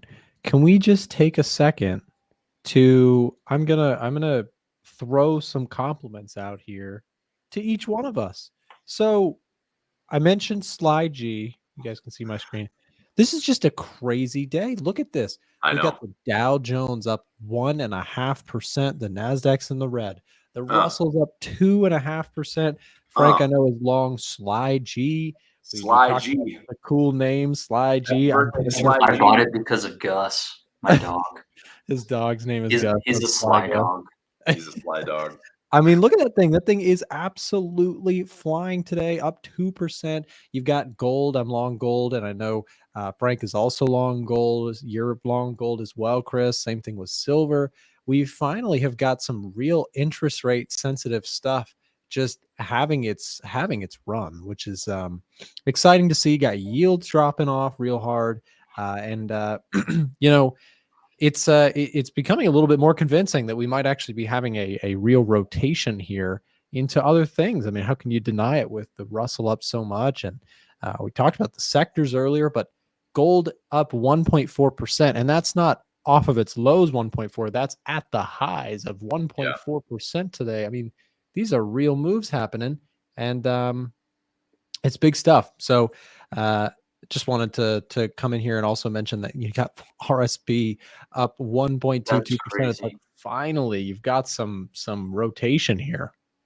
This is good. I mean, like I said, the best thing about this, what we're noticing is don't feel like, oh, I'm missing out. It's like, look, we've been participating in these trades all year. So getting the fact that, I mean, the Russell is the catch-up trade and small cap is the catch-up trade, and this rotation is real. And what's kind of crazy is you could still see the SPY and the Qs still make all-time highs and still keep carving out all-time highs, but money is flowing into these undervalued, underperforming areas. And that's what's nice about this, is this truly is kind of injecting the health back into a bull market, which is pretty exciting, to be honest. No, it's a good thing. I mean, that's been one of my biggest concerns, has been the narrowness. And it's like, finally, we've got some breadth to this rally. And I think that, you know, you're still going to probably get pullbacks and hiccups along the way, but this actually makes me more confident in buying the dip when we see that it's not just technology and that's it. We see, you know, a lot more health to this market, I would say. We're going to shut it down because I got to get Chandler and James's help on a bunch of stuff today. So we got to offload their duties as well as Frank's and stuff. We got a bunch of stuff. But before we shut down the show, let me just thank both you guys for coming on, but also we'll mention it again. If you guys would like to keep up with Chris Pulver, we've dropped his link here in the chat. There it is, Chris Pulver Trading on YouTube and at Real Chris Pulver on Twitter. And you can find Frank and I here every day. Also, yes, look at that. We got happy birthday to Frank. Can we get some happy birthdays in the chat? Hold on. Where's my soundboard? I got soundboard for this. Hold on. There we go. Yeah. There we go. Woo! Is that this soundboard? Is that little John Cena? Yeah, little John Cena, and that's celebrating Frank's 12th birthday, everyone. He's 12 years old. It's fantastic. Yeah. So, halfway there, guys. He can almost trade on his own live account. The slyest G in the market. He's the slyest G. Yes, sir. I like that, actually. Okay, guys, that's it. Thanks everybody for hanging out with us. Chris, Frank, thank you guys for hosting. And with that said, we'll see you guys. We'll see you guys back tomorrow. All right. Thank you, everyone. Take care. Thanks for tuning in to today's A1 Trading Show. Make sure to subscribe and to turn on post notifications so you don't miss the next one. Also, we're looking for more guests to come on the show. If you're comfortable being on camera, have trading experience, and you're looking to grow your audience exposure, we'd love to have you on. In the live stream chat and description below, we'll drop a link to apply to be a live stream guest and join in on the conversation. We hope to have you on soon. That's all for today. Trade safe, and we'll see you next time.